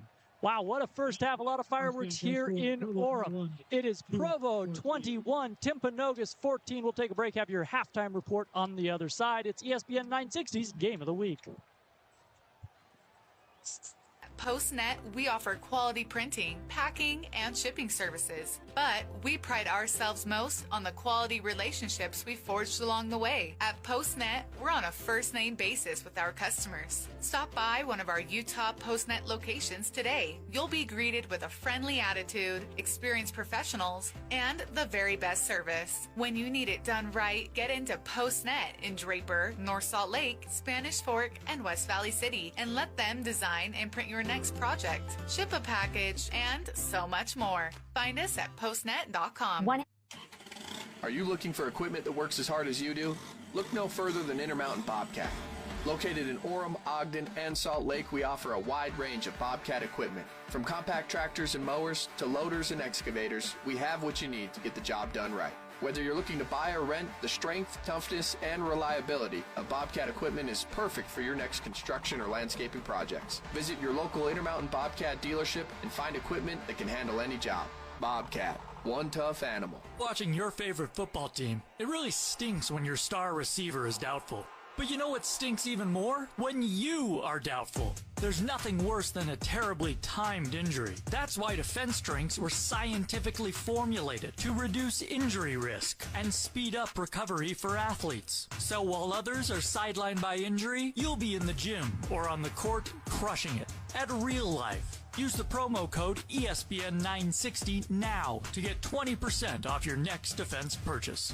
Right. Small businesses, community advocates, and neighbors make up the fabric of our community. As a small business ourselves, PostNet gets to know our neighbors, and we work together to achieve success. We offer quality design, printing, packing, and shipping, but we pride ourselves most on the quality relationships we forged along the way. At PostNet, we're on a first-name basis with our customers. Stop by PostNet today in Draper, North Salt Lake, Spanish Fork, or West Valley City to print your next project or ship a package. Find us at postnet.com.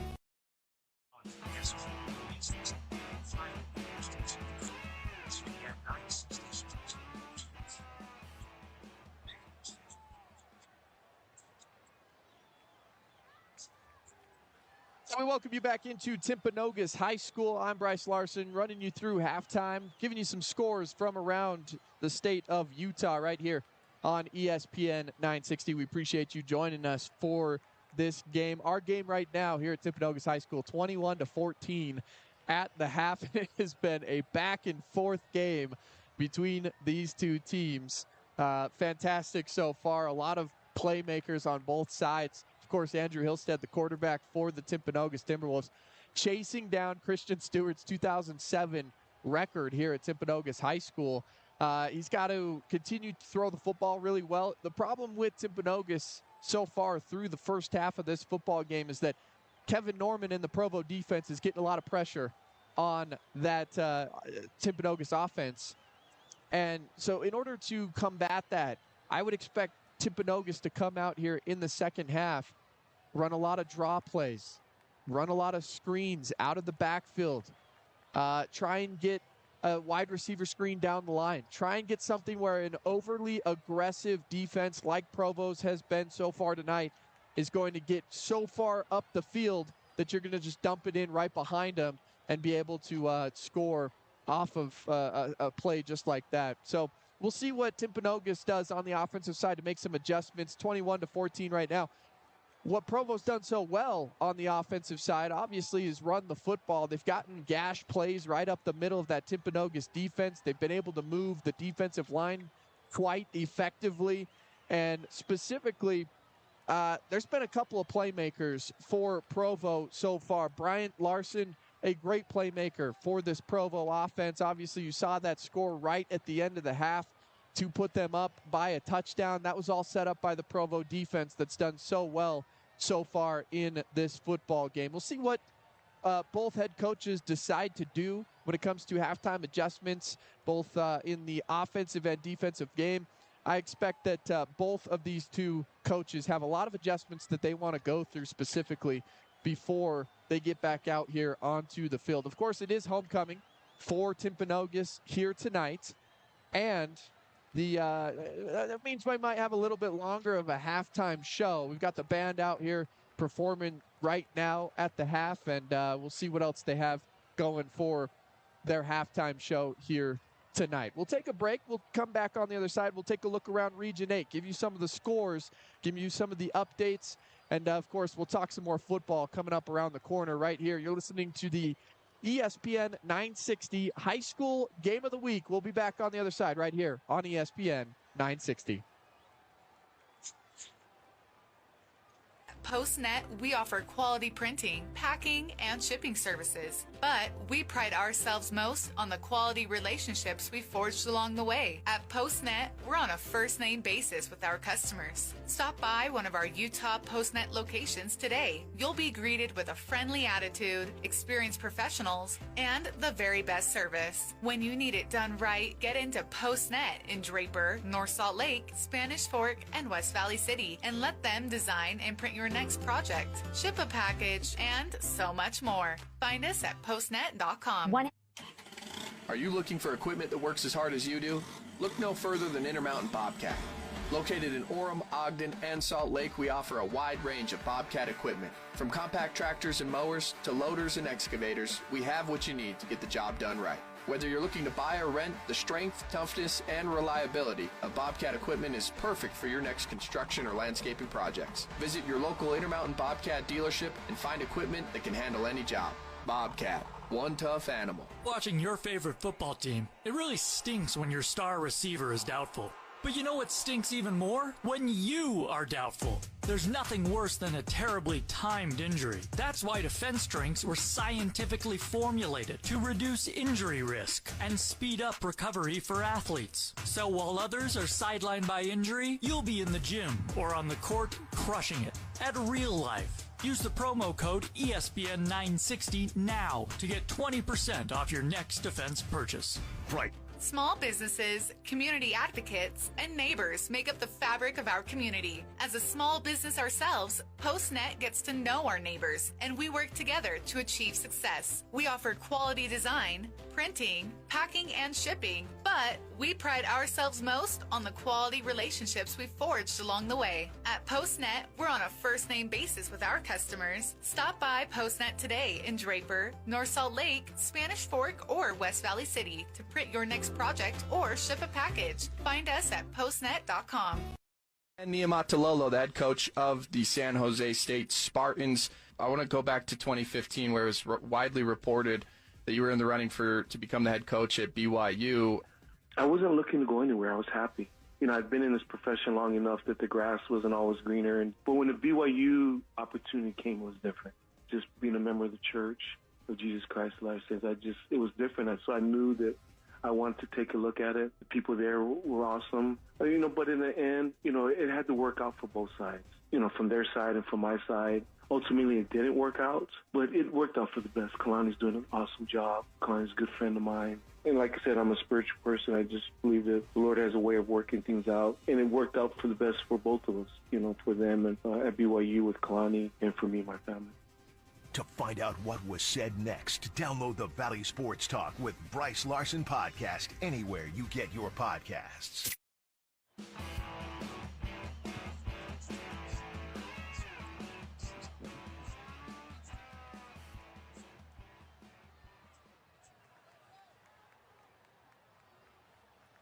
Welcome back into Timpanogos High School. Halftime, your score 21-14. Provo leads it at the half. You see there on your screen. Get ready for the third and fourth quarter coming up here. It looks like it is going to be a little bit longer of a halftime for you, as it is homecoming here at Timpanogos High School. So everybody's going to get their opportunity to perform out on the field, but we'll keep you entertained right here in the booth. We'll give you a couple of scores from around the state of Utah. We'll start in Region 8. Spanish Fork currently hosting Salem Hills. They lead Salem Hills and the Skyhawks 16-0. That's an important score for Timpanogos and Provo here tonight, as these three teams are really going to be the three teams that battle for the region. I guess it's four teams, really. Spanish Fork, you're going to have battling for the top. They've been the class of the region so far. I'd say this Timpanogos team has been right there, but if Provo wins this game tonight, that's going to put them in the driver's seat to be the lone challenger to Spanish Fork, unless Spanish Fork, of course, slips up somewhere along the way. But so far, they've played some good football throughout this season. Right now, Mountain View leads Uinta on the road, 14-10.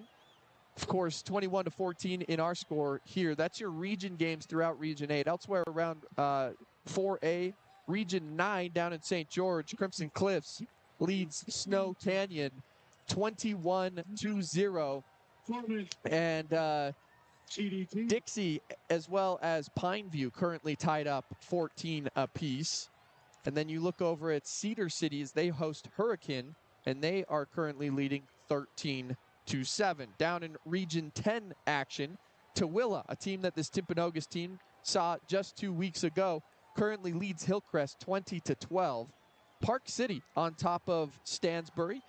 Provo faced off against that Timpanogos faced off against that Park City team earlier this season. That's a 7-7 game with Park City and Stansbury as it stands right now. Jordan currently up 9-3 over Cottonwood in Region 10 action. Some non-region games for you.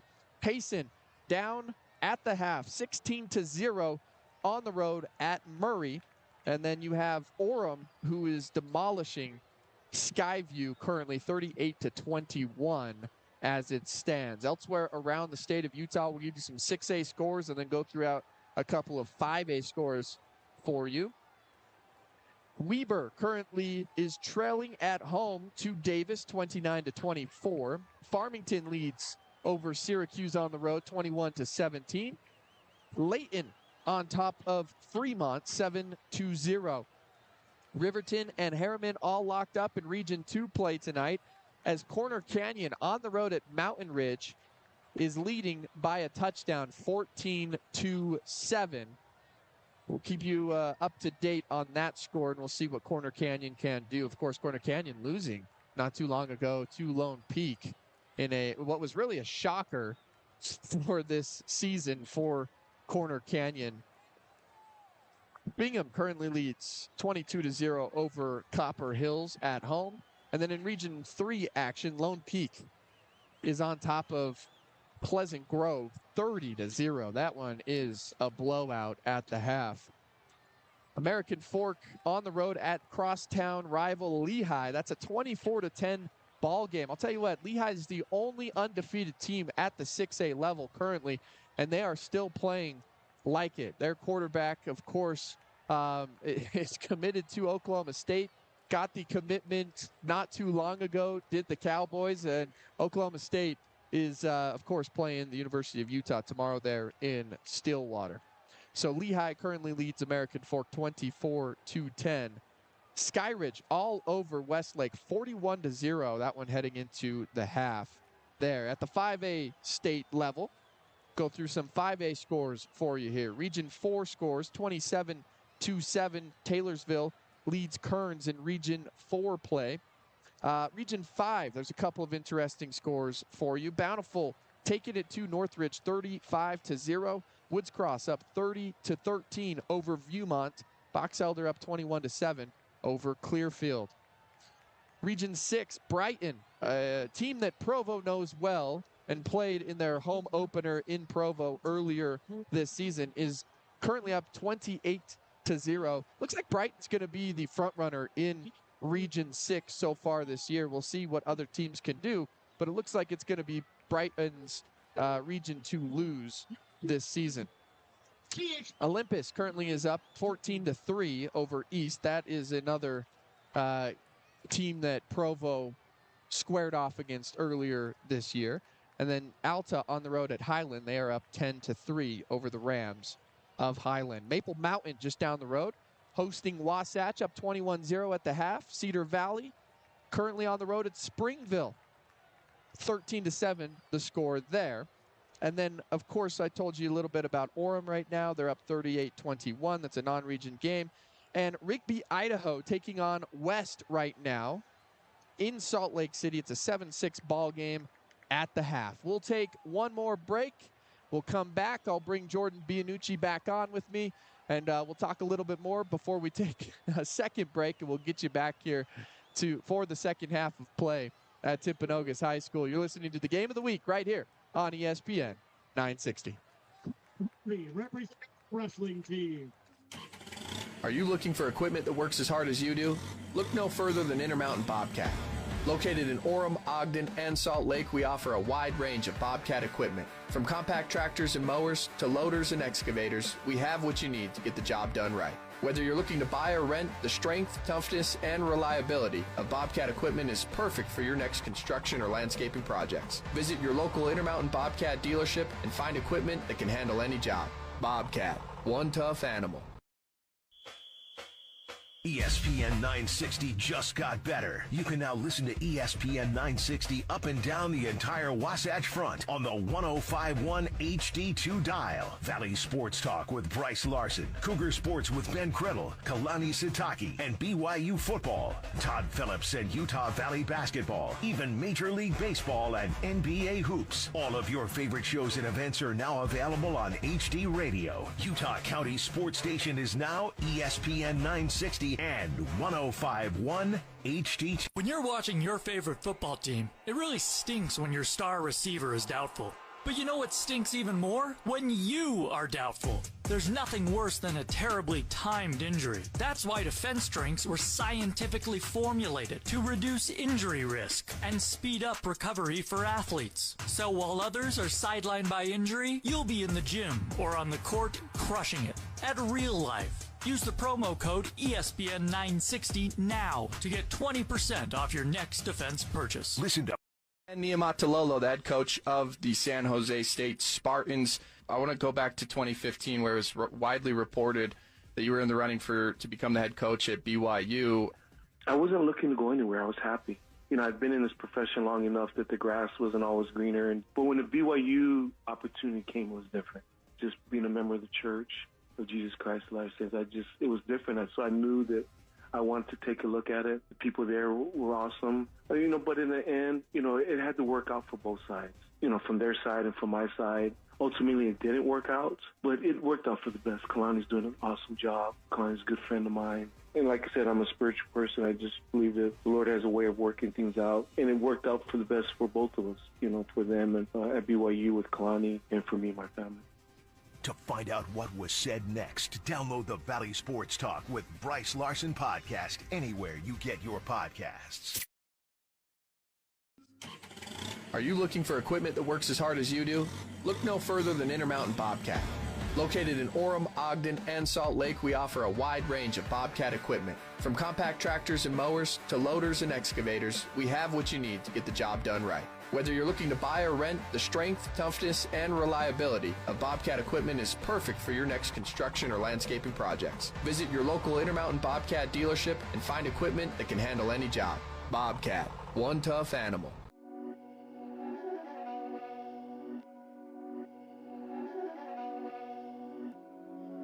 These my dance make it hurt.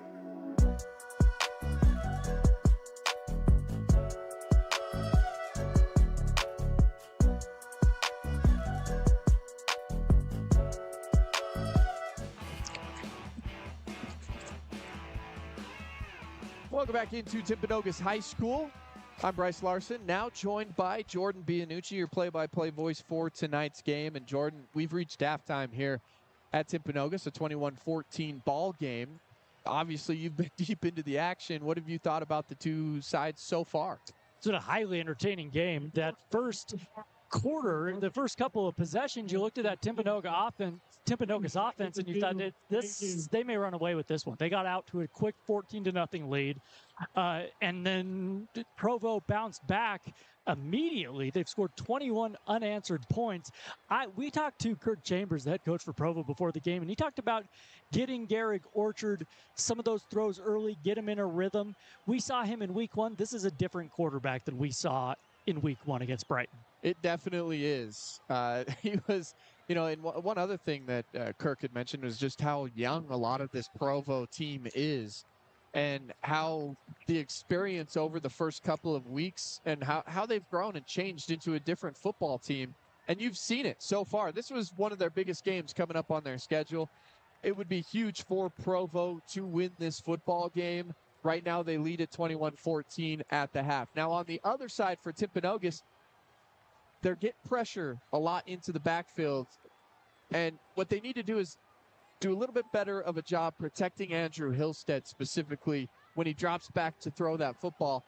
I was talking a little bit here at halftime saying, hey, why not drop a couple more screen plays? When a defense is so, what's the word? Aggressive. Yes, aggressive, like Kevin Norman's defense is. You've got to do something to make that aggressiveness come back and bite the opposition. And one thing you could do is throw a lot of screen plays, do a lot of things like that. When it comes to Timpanogos on the offensive side of the football, they're not struggling. It's just not the same Timpanogos offense we saw against the Tooele team a couple weeks ago. No, yeah, and they've had a couple turnovers, big turnovers that Provo have come up with, but I've been surprised. I think you'll maybe see a little more of that in the second half. I think if you're Provo, you have to continue to be aggressive and make them beat you. You mentioned how young Provo is. I've been impressed. They didn't blink, down 14-0. They have a couple sophomores on the line. You were talking about Kirk Chambers saying how young and inexperienced they are. Maybe they just don't know any better. They were not phased, and they've been playing well in response. But I think you're right. We'll see what this Timpanogos offense does in the second half. It's going to start with the defense, though, because Provo will get the ball to start the second half. Yes, they will. And it's got to start with that Timpanogos defense. They were really good early on and then let up a few that late touchdown right before halftime and a couple of touchdowns where you just, they're very preventable if you are Timpanogos. Couple big plays. Ron and I were talking about this during the second quarter. If you would have told us before the game Provo would be the team with the big plays, we would have been surprised. That's kind of Timpanogos's MO, not Provo so much, but they've come up with two huge more than two, but huge chunk touchdowns in this first half. All right, the second half of action coming up around the corner. Want to thank all of our sponsors, Defense Strings, PostNet, Americans for Prosperity, and of course, Intermountain Bobcat for sponsoring tonight's game. We'll take a quick break. We'll be back on the other side for the second half of action back here at Timpanogos High School. You're listening to the Game of the Week on ESPN 960. PostNet, we offer quality printing, packing, and shipping services. But we pride ourselves most on the quality relationships we forged along the way. At PostNet, we're on a first-name basis with our customers. Stop by one of our Utah PostNet locations today. You'll be greeted with a friendly attitude, experienced professionals, and the very best service. When you need it done right, get into PostNet in Draper, North Salt Lake, Spanish Fork, and West Valley City, and let them design and print your next project, ship a package, and so much more. Find us at postnet.com. Are you looking for equipment that works as hard as you do? Look no further than Intermountain Bobcat. Located in Orem, Ogden, and Salt Lake, we offer a wide range of Bobcat equipment. From compact tractors and mowers to loaders and excavators, we have what you need to get the job done right. Whether you're looking to buy or rent, the strength, toughness, and reliability of Bobcat equipment is perfect for your next construction or landscaping projects. Visit your local Intermountain Bobcat dealership and find equipment that can handle any job. Bobcat, one tough animal. Watching your favorite football team, it really stinks when your star receiver is doubtful. But you know what stinks even more? When you are doubtful. There's nothing worse than a terrible... So when you stop being a butt?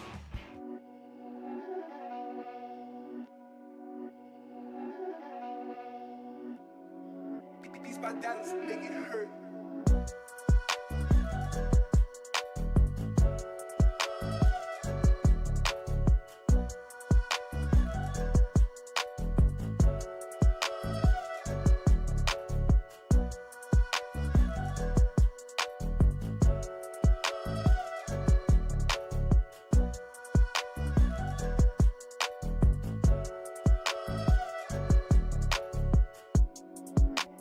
Back to Orem, Utah. Jordan Bianucci alongside Ronald Weaver III and Bryce Larson. Timpanogos trailing Provo as we begin the second half, 21-14.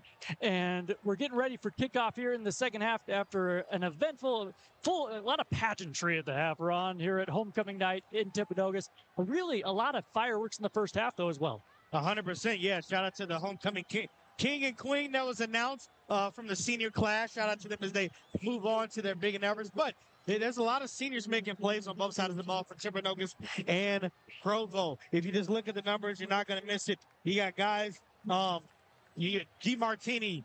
We saw him a few weeks ago, Jordan. He was making plays week 1. It's like week 6 now. He looks way better than what he was. In the quarterback play, slinging the ball around. But the answer tonight, they have answered the call, Provo's defense, of stopping the high-powered offense of Timpanogos. 5 straight drives of punts. That's not what they want to do. Let's see what Chambers and his team does coming out in the second half. Absolutely. Timpanogos getting ready to kick it away. Provo looking to go up 2 scores as we begin quarter number 3. As you mentioned, Ron, huge game in Region 8. Both of these teams 1-0 in region play. 24 more minutes will decide it. Kickoff is away. It will sail into the end zone for a touchback, and Provo will begin at the 20. Kickoff into the end zone towards that back. If you are Timpanogos, you would love nothing more than to get a 4-and-out or a turnover on the first drive coming out to change the momentum. Provo still has it right now. Let's see what happens.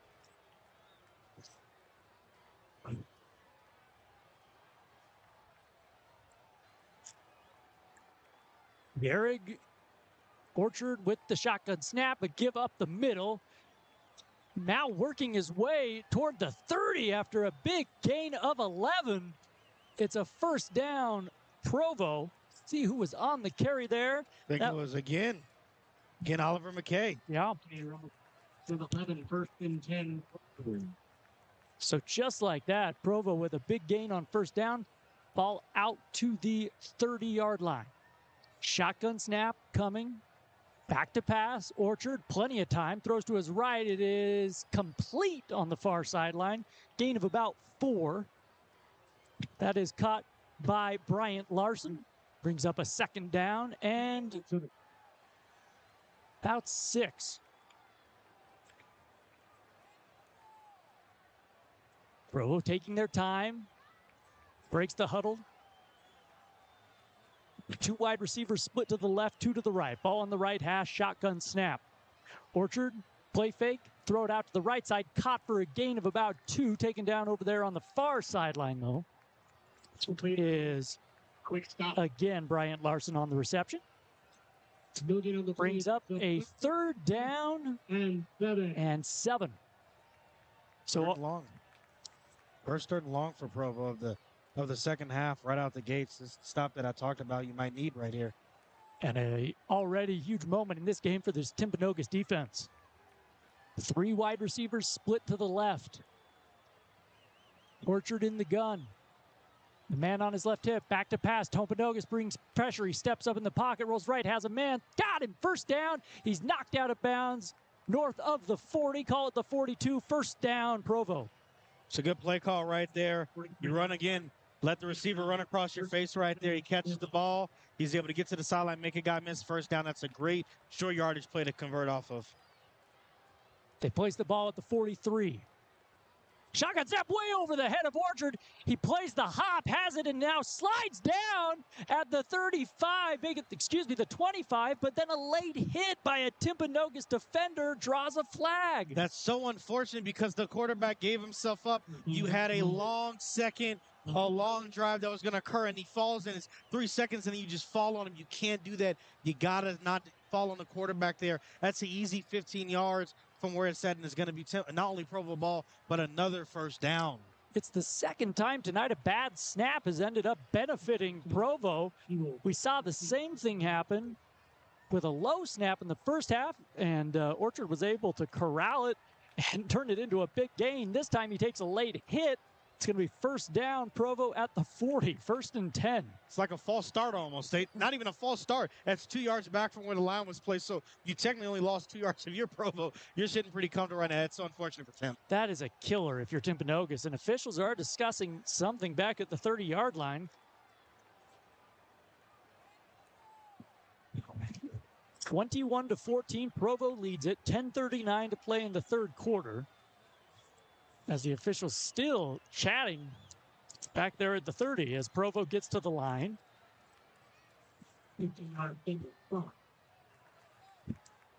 Now we're see if they roll the play clock here. They do, and we're ready to go. 2 men in the backfield, shotgun snap, give up the middle. Tripped up after a gain of maybe 3 is the ball carrier. That is McKay on the carry once again. That penalty hurts because you'd have probably had a 4 and out and probably would have got the ball back, but instead Provo has, again, the momentum. They have the ball, they have control, and they're not rushing. 2nd down and 7. Ball at the 43. 2 men in the backfield, 2 men split to the left. Shotgun snap, pitch left. Has it cut back inside 45. He runs over a man up to the 50 and wrestled down in Timpanogos territory. That's a grown man moving right there. Oliver McKay takes the DP. Derrick Henry status, throws him off. You have to be very strong as a running back to stop your momentum, take the guy, throw him, and then restart again. What a 1st down run. That's a run that will remind Kirk Chambers of his former teammate Marshawn Lynch. That's 100%. 1st down and 10. Provo driving. Shotgun snap, another give up the middle. It is McKay again. Stiff arms one man, beats another man. Up, 1st down, up pass inside the 35. Running right now like Christian McCaffrey everywhere left and right. Breaking tackles, outside zone, inside zone, you name it, it doesn't matter. Oliver McKay doing it all tonight. Throwing defensive backs, throwing linebackers. This kid's moving tonight, Jordan. Ooh, man. And we don't have the stats right in front of us. He's had so many carries. Has to have had over 20 carries. This is a Derrick Henry type performance in the NFL that you see. BYU's Tyler Algier, you just turn around Kenneth Walker, who played at Michigan State. Just give him the football, let him run. Play fake, back to pass. Orchard looking end zone, throws into double coverage. It is caught, but out of bounds down that far sideline. What a throw by Orchard. Put it where he needed to, but just out of bounds. Going again for Griffin DiMartino, who had a touchdown catch in the 1st half. Again, going to have to get to the Larsons. Going to need my cameraman, Bryce Larson, to show me the replay on that. Did he get a foot down? Did he control it? Because I don't think Orchard could put that ball, Jordan, any better way than what he did. It sounds like it was a bobble, so he bobbled it coming down. Unfortunate because Orchard, what a pass. That was a heck of a pass right there. Put it right for Griffin DiMartini. That was impressive. Meanwhile, Luke Hansen down for Provo in the backfield. The trainer's taking a look at him. So we will have an injury timeout here. But Provo driving 9:03 to play in the third quarter. They have a 7-point lead over Timpanogos. You're listening to ESPN 960, your high school game of the week. Always brought to you by Intermountain Bobcat, E3 Energy Cubes, Postnet, Defense Drinks, as well as Americans for Prosperity. Yeah, you don't want to see one of your stars on offensive linemen go down. Not at the start of the third quarter when you got a good drive going. You're up by 7. Potentially could get it to 14, 2-score game. You would hate to see this kid go out. Yeah, Luke Hansen, the 6'2", 260-pound senior, being tended to at the 40-yard line. I like this drive, though, that Provo's done, mixing up. They went play action there, Jordan, after running the ball effectively because they're really wearing down the Timpanogos defensive line, who hasn't been able to really get that many stops. You know, like you said, Oliver McKay's probably at about 20 carries, you know, probably going to be over 200 yards this game. He's the leading rusher coming into this game for Provo. There's no doubt about it. He can move for sure. I have all the numbers right in front of me. He comes into the game, you know, with, you know, I take it back. 93 attempts for 522 yards. So he's averaging 5.5 per carry. That's a lot, and you're seeing that tonight of why. And he's got 7 touchdown runs, which is crazy. You know, the local senior, he hasn't had a touchdown run tonight, which I think that just shows you how well this Provo offense has performed today, that they're hitting you from different spots. Because if you were to tell me looking at the box score, the guy would have 20 carries, plus 200 total yards of offense and not have a touchdown, that would say a lot. I think they're close. I think as you get closer, you reward the kid.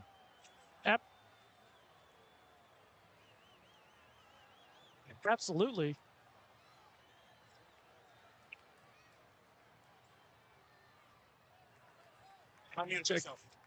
I'm still check 1, check 2. Oh my God. So Hansen, they'll help him off the field. Utah Community Credit Union, Mullinson, And number, senior living. so they'll help Hansen off the field there. And we're just about ready to resume play. He not quite under his own power. D2G bar, Provincial, DD. Looks like that's an ankle, Jordan, not putting any weight down on that left foot right there. Definitely looks like that's an ankle. Gives us a chance to let you know that we will be broadcasting at Postnet on Thursday, September 26th from 12 to 3. Enter to win the raffle, win UVU season tickets, 2 tickets, 1 ticket for a fan, and or 1 for you, 1 for a fan. Season tickets, Utah Valley men's basketball. That's Postnet on the 26th. Low snap.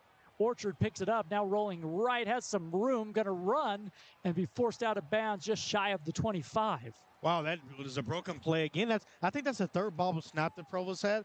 But every time that they've had a bobbled snap, they've been able to turn it into something, Jordan. It goes back to the catch that they had at the beginning in the first quarter, then another one, and that's the 3rd time where they made a positive play. They got the penalty right there on another one. So they benefited from all these bobbled snaps.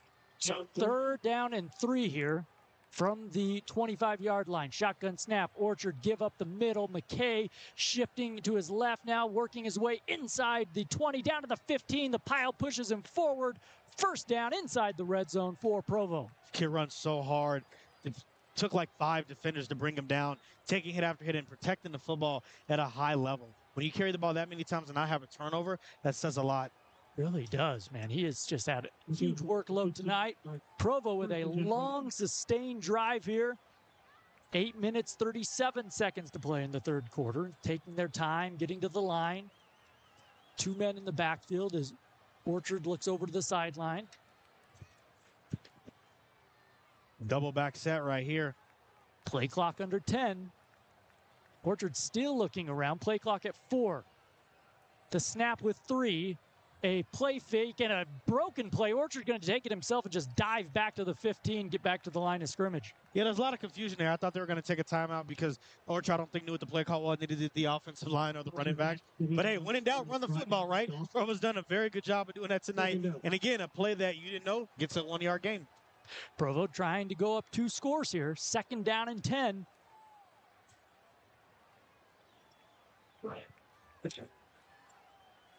First-year starter, Derek Orchard in the shotgun. 2 wide receivers to the left. Ball on the right hash. 2 men in the backfield. Shotgun snap, a little option left, pitch to McKay, out to the 10, the 5, where he cuts back inside the 5 and taken down at the 2. First and goal, Provo. Run again, go up tempo, reward the kid. And yeah, I think you're right, Ron. Maybe we see him give it to him again here. Looks like 11 is grabbing his neck right now. Coming to the official, they're having to come. Yeah, he's come out the game. 11 on the defensive side for Timpanogos. That's Jace Hunter, the guy that had the big hit earlier, comes out the game. Looks like he's grabbing his neck right there. Orchard give to McKay, up the middle, into the end zone, touchdown, Bulldogs. There it is, like we talked about. He's been running the football effectively all night. Provo goes up by 2 scores thanks to Oliver McKay. He gets his touchdown run, Jordan. If this was fantasy, he'd probably have a 25, 30-point performance game. Unbelievable. 27-14 PAT pending. And with the PAT, if they can kick it through the uprights, they will have scored 28 unanswered points. If you would have told me that Timpanogos will go up 2 scores and that Provo will come back and score 28 unanswered points, I wouldn't have believed you tonight on homecoming night for Timpanogos, the high-powered offense. And the student section and crowd has gone quiet. They have silenced them. The PAT is up. It is good. 28-14, Provo with a 2-touchdown lead. 13. Timpanogos really needs to regroup quickly. Still a half a quarter and a full quarter to play. But Jordan, if they don't get this thing going and be able to go down and score right now, this thing might get out of hand the other way. Yeah, dude, it could. Timpanogos, they got to answer back on this drive here. 7:13 to play in the third quarter. Trailing by 14, still a ton of time. But just to get some momentum, what an opening drive and a statement by the Bulldogs. Looks like Jace Hunter, who was grabbing his neck earlier, is walking around on his own power. Seems to be okay. We'll see if he goes back in. That's a pivotal piece for that Timpanogos defense.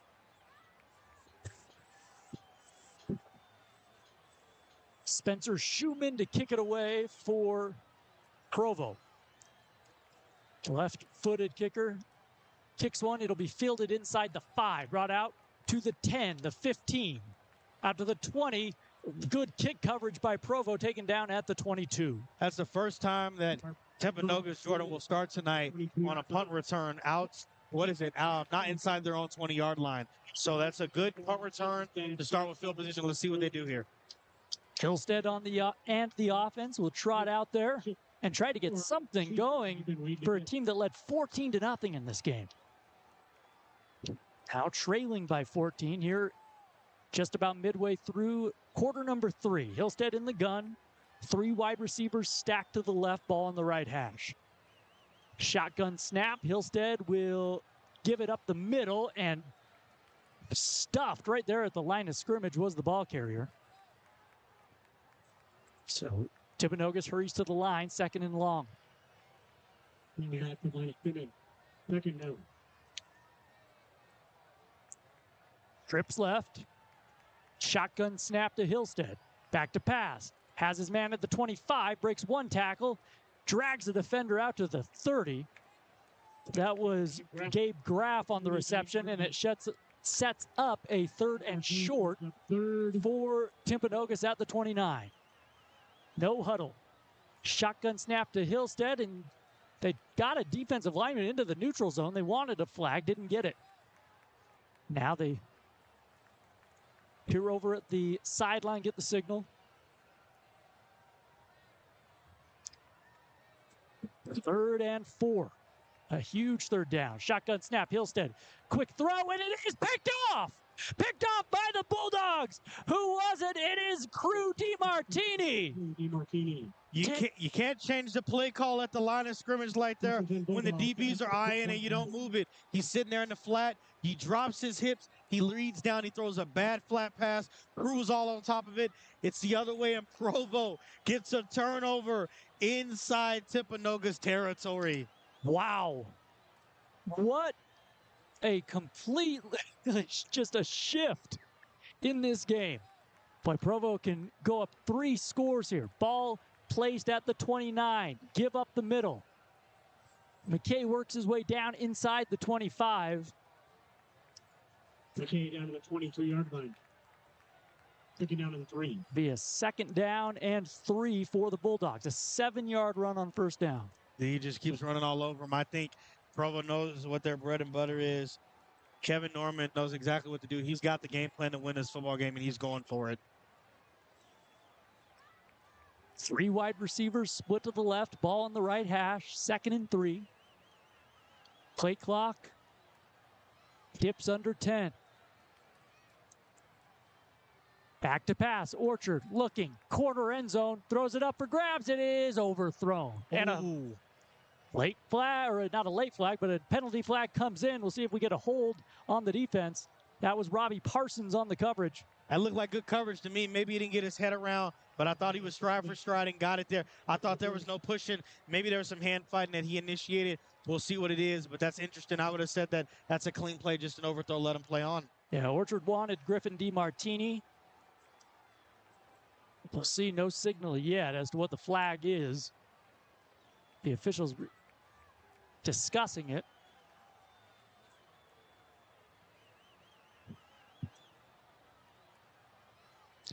And we're going to have pass interference on Timpanogos.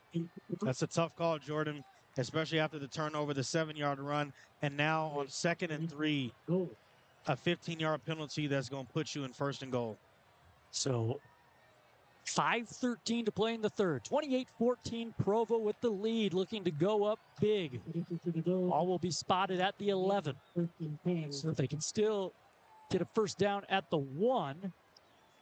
Correction, not 1st and goal. 2 wide receivers split to the left, 2 split to the right. Ball on the right hash. Shotgun snap, give it up the middle. It is McKay. Who else? He'll drag a defender inside the 10. If you take it down after a gain of 3 or 4.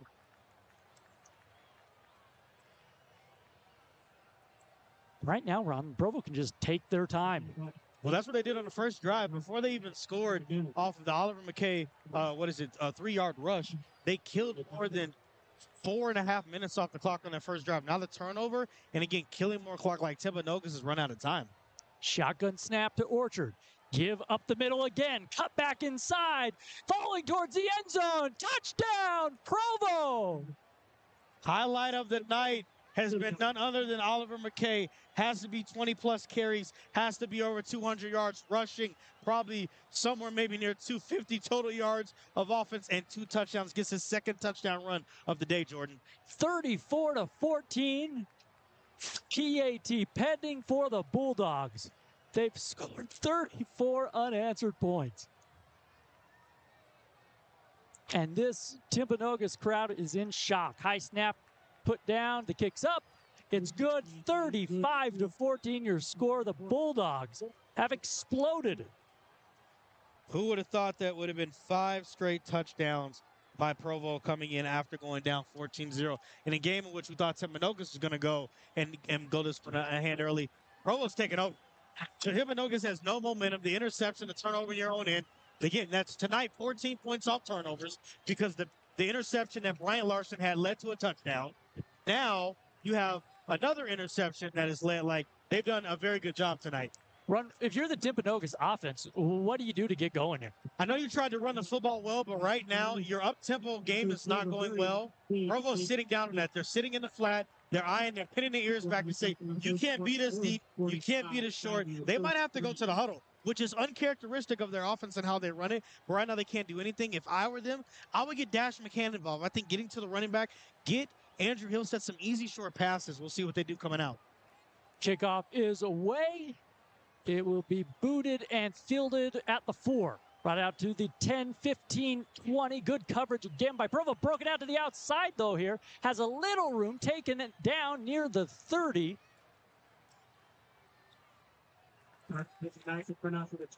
So, some good field position for Timpanogos here on this possession. You're at the 28. Nice run that you had right there by Robbie Parsons. I think what you want to do is you need a touchdown here. Keep the game close. You get a touchdown. It's a 2-score game.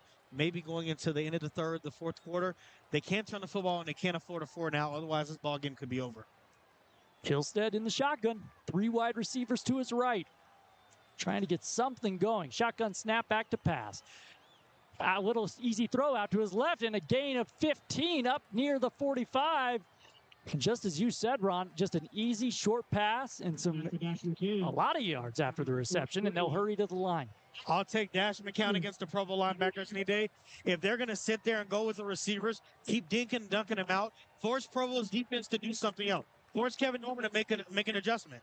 Back to pass, looking, stepping up in the pocket, has a man to his right. Yeah, it's caught at the 45, working his way up inside the 40, still on his feet, to the 35, 30, inside the 25, where he's finally wrestled down Gabe Graff with a big chunk play. That's exactly what they needed, the energy they needed. They struck very fast. Gabe Graff was able to slip a tackle, and now they're going into the red zone. Ball at the 25, and if any offense is built to come back in a game like this, it is the Timberwolves. Hillstead in the shotgun. Snap back to pass, looking over the middle, and a miscommunication with his intended receiver, Jamison Jones. That is the frustrating part about running a high-tempo offense. I think that's just a bad decision by Andrew Hillstead, not on the same page, because that post route, it's an option route, is right there. 3 wide receivers here, stacked to the right. 2nd and 10, ball at the 25. 3:45 to play in the third quarter. Hillstead back to pass. A little swing pass out to the left, caught after a gain of about 3 or 4, taken down. Forced down to the 20. Was it Dash McCann? Keep going to Dash. 3rd down and 7. So 3rd and 7. Certainly 4-down territory, you have to think, for Timpanogos. 3 wide receivers split to the right, ball on the left hash. Shotgun snap, Hillstead looking. Almost completes the ball to Vita, right? Yeah, that was Tavita Munga off his hands and brings up a 4th and 7. Not a bad option to go to. I think the pass is just a little bit high for Tavita there. Hits his hands, does have to make that catch a little high. But like you said last play, Jordan, 4-down territory. They got to score here. Again, 3 wide receivers to the right, 4th and 7. Provo with 3 down linemen.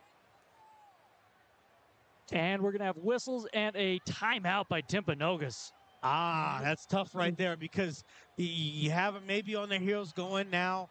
I don't know if Chambers liked what his offense was necessarily going with, but I like the timeout. A lot of people will be like, why did you take that? Here's the thing. If you turn the football over right here, Provo has been going down. Like right now, Timpanogos defense couldn't stop a common cold. And they're just scoring every single play. It's really tough right now. So at this point, it's like a must score right here almost, even with another quarter.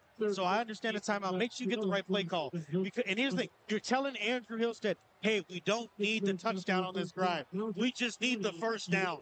Convert, and then we can talk about it later. Don't go for a home run ball. You got one shot here. So Timpanogos burns their first time out of the half. 35-14, Provo with the lead. 4th and 7, ball at the Provo 25-yard line. Trips right, ball on the left hash. Look for Humahinga, who's in a slot. Look for that. Shotgun snap, rolling right. Hillstead looking, plenty of time, throws. It is complete down to the 10-yard line.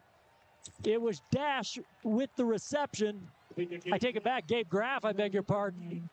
And we'll see if they give him if they give him the 10. Nope, they'll give him the 11. So they'll need a first down at the 1, or get one at the 1. A give up the middle, and not much doing. Maybe a gain of 1 or 2. Can up the middle for a gain of 3. 2nd down. Graff on the carry. Shotgun again. 2 wide receivers stacked to the left, 1 to the right. 2nd and 8. Shotgun snap, looking, end zone. He throws, incomplete. Threw into double coverage. Not much doing. That's a good route to run, a back shoulder fade right there, and the DB's not looking. I like that you're going to Graff on that. I like that matchup. Only difference is the ball was a little short from Andrew Hillstead. Again, would have liked to see him dump it right there to Dash. Let the running back go make a play for you right now. I think the running back is not being utilized as much as they could have used him. 3rd and 8 from the 9. 3 wide receivers to the left, 1 to the right. Brings a man in motion near side. Back to pass. Hillstead steps up. He's going to run for it to the 5, to the 3. Dives. And he's down at the 1. That should be a first and goal for Provo. Walk down to the 1 yard line. No signal yet. That's down right at the 1 foot line. So first and goal, Provo. They'll hurry to the line. Under center goes Hillstead. Quick snap, QB sneak, gets the push. He's in. Touchdown, Timpanogos. There it is. Didn't get it on the last play, but he was close. But they got it there. You needed that score. 2 minutes left now. In 2 minutes 18 seconds left at the end of the third quarter. Perfect time to score. Great touchdown right there. That was what Timpanogos offense needed.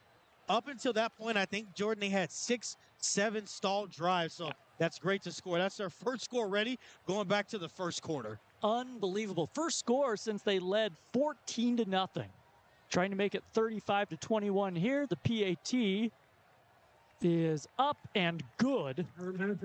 And that has to feel good if you're that Timpanogos offense. Absolutely. You could build off of that right here. You got to be Chambers has to be pleased with this offense right there and what they're able to do. The game was getting out of hand, but to be able to respond with a touchdown, it's a 2-score game. Let's see what the Timpanogos defense can do now.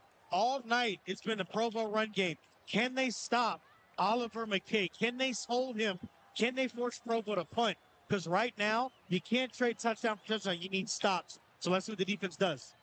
35-21, Provo still with the lead. As always, our Friday night game brought to you by Intermountain Bobcat. From powerful compact tractors and loaders to versatile excavators, Bobcat brings unmatched performance and reliability to get the job done. Visit your Intermountain Bobcat dealership today. Also brought to you by PostNet.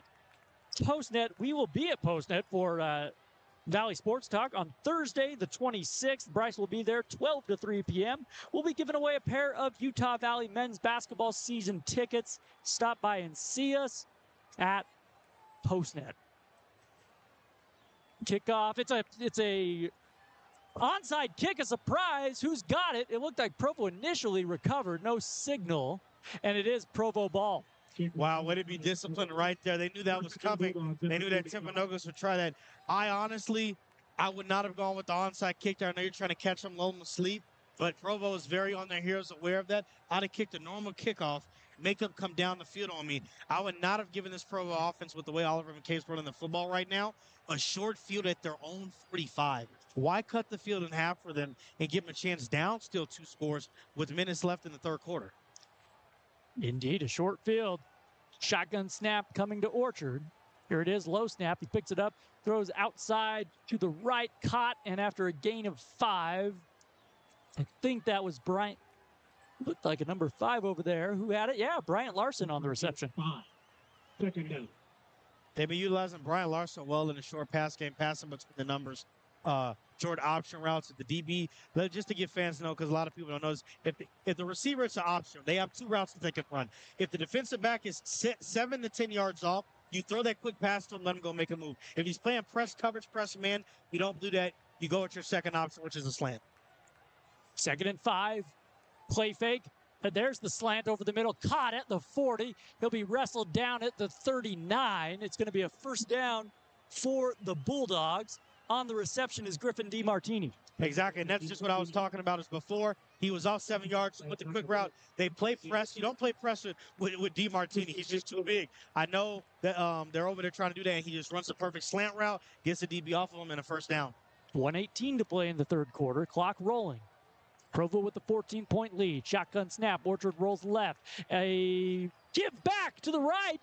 Down to the 30. Down to the 20. He has one man to beat. 5. Touchdown. Did he step out of bounds? No. Touchdown, Provo. Oliver McKay has been running all night over the Timpanogos defense. And what a beautiful call by Kevin Norman. He's on the opposite side. It's a disguised run. They're thinking pass. It's a delayed running back handoff, and it goes for 40 yards. He might get a close total to 300 yards rushing tonight, Jordan. The all offense has been coming tonight from Oliver McKay. What a touchdown run. Wow. Almost like a little counter there. 41-21, PAT coming. What a response. You said it. That Timpanogos had come out with a big-time drive, gotten the crowd back into it. The snap is high. The hold is good, though. PAT's up. It is 42-21. Provo comes back, answers right back. And you know what hurts you, Jordan, on that? You know what the coaching staff is going to be biting themselves on? That they gave him that short field. That's what the danger of an onside kick when it doesn't work. You cut the field in half for 50 yards, and that's a great time to run that play, that delayed handoff. It's definitely some frustration right now on the Timpanogos sideline because of that, but you just have to give credit to Kevin Norman. That's a beautiful play call right there. There is nothing that the Timpanogos defense can do. I don't think any high school football team had that expected. We did. He is all the way on the opposite side, delayed, thinking pass, and gets the ball and takes it to the house. And now you got a 42-21 ball game. You're right back where you were. I just said it earlier. Can't exchange touchdowns. Needed a stop, didn't get the stop.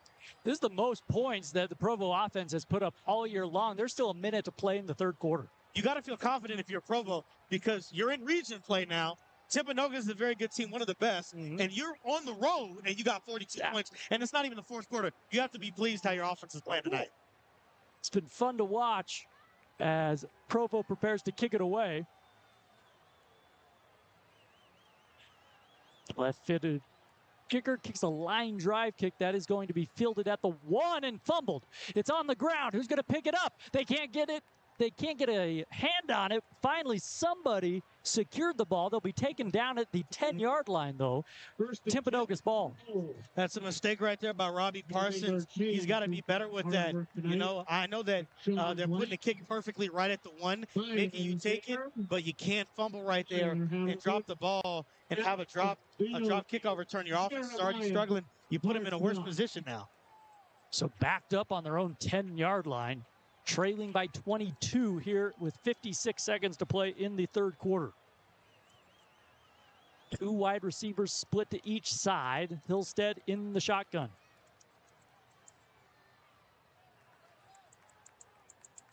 Give up the middle and a lot of room to run. Out to the 30, to the 40, out of the 50, still on his feet and taken down at the Provo 41-yard line. Dash. The senior McCann. To the 40-yard line. It's a 50-yard gain. A 50-yard run for Dash McCann. Hurry up, Timpanogos. Back to the line. Shotgun snap. Play fake. Throw it out to the left. And again, that is Tavita Munga unable to bring it in. Yeah, not what you wanted after a 50-yard rush, but you like that. Dash looking, you know, like the Dash in The Incredibles. He must have been watching a Disney movie last night before he came into play. But yeah, that's and see, if you're going to respond, and this is what's struggle right now for Timpanogos, they got that run, but you allow the touchdown before. 3 wide receivers split to the right. Hillstead takes the snap, back to pass. Steps up in the pocket, taking time, throws, has his man over the middle, caught at the 30, cut back inside to the 25 and down to the 23-yard line. Gabe Graff on the reception. Gabe Graff's not just got some footwork, he could also hurdle a guy. You had 2 Provo players down, jumps over him and keeps running. 27 seconds to play in the third quarter. First down and 10. Shotgun snap. Hillstead back to pass. Looking end zone. Back left corner. It is knocked away. Excellent coverage over there by Giovanni Von Lutuchow. And let's just give a shout out to Luchow. He was the guy that was injured, that was down, Jordan, that had to walk on his own. And now to be back in the game, and he was stride for stride. That was a perfectly thrown fade ball by Andrew Hillstead, who has a big arm, and he got his hand and his head around. Great pass breakup, and I would be hyped too if I had to come out of the game and I'm back in now. Absolutely. A timeout taken. Did they say is that a Provo taking that timeout there with 18 seconds to play in the quarter? I believe it was. So Provo takes their first timeout of half number 2, I should say. Right now, I think they're sped up a little bit. I think Kevin Norman realizes, like, okay, our offense is hitting, but I don't want Timpanogos to score. I don't want them going into the fourth quarter with a 2-score game with 12 minutes left. We have all the momentum. He wants to try to hold them to a field goal or a stop. Not even just that. I think Timpanogos has to go for touchdowns, and he knows it, so he wants to get his defense settled, because if they stop him, he can get the ball going into the fourth quarter. Going up 21 rather than 14 is a big difference on the road. It'll be a 2nd and 10 from the 23 for Hillstead and the Timpanogos offense. Right now, Ron, you mentioned this isn't the problem. Timpanogos moving the ball. It's getting a stop on the other end. Defense, football is so codependent, man. You need the defense to make a stop because Timpanogos will score as many points as it wants. Empty backfield. 2nd and 10. Stepping up in the pocket is Hillstead. Now he's going to run down to the 15, down to the 10. He has some speed. Will be wrestled down at the 5-yard line. 1st and goal, Timberwolves. Good run right there with the pocket collapsing. Like the Hillstead's using his legs. Use that, make the defense make an adjustment.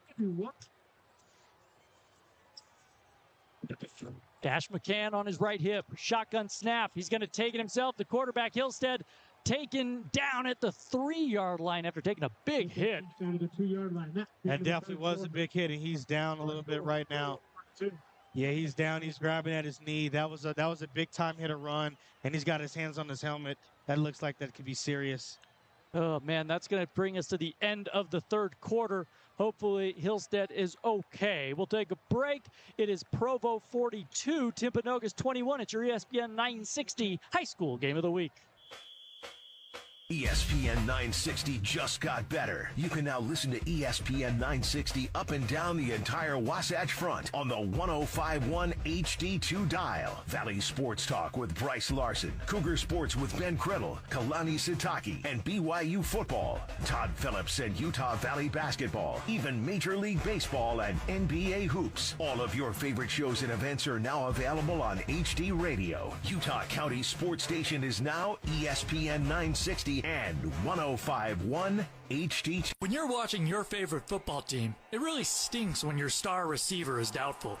But you know what stinks even more? When you are doubtful. There's nothing worse than a terribly timed injury. That's why defense drinks were scientifically formulated to reduce injury risk and speed up recovery for athletes. So while others are sidelined by injury, you'll be in the gym or on the court crushing it. At real life. Use the promo code ESPN960 now to get 20% off your next defense purchase. Listen to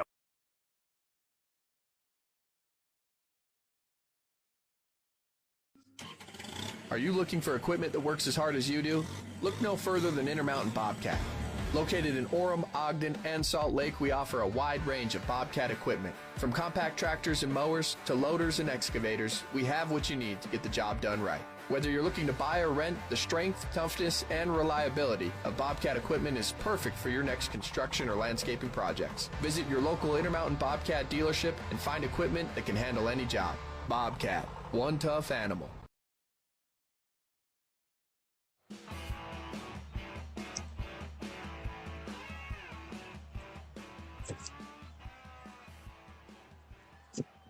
Second and goal for Timpanogos after Hillstead leads the game. Looked like he had a light right leg injury, was helped off the field. On 2nd and 3, Logan Holloway, the backup quarterback, a freshman in, takes it to the 1 now under center. Holloway takes it. They're trying to get a push up front. Did they get in? They did. Touchdown, Timpanogos.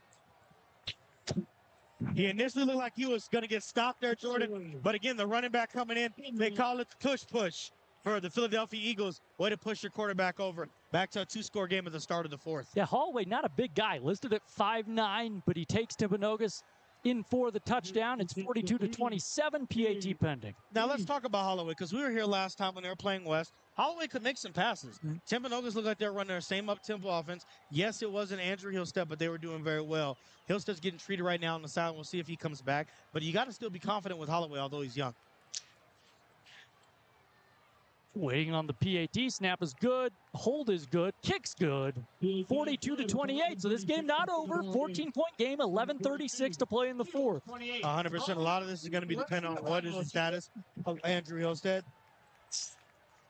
You would love to get him back with a 2-score ball game. You have to like what he does. But we'll see right now. They might wrap it up. It might just be an ankle. He wasn't putting pressure on that right ankle. That's what it looked like. But right now, your quarterback is Holloway, and that's what you're rolling with. So Provo will get the ball back here, look to go on a long sustained drive and put this one away.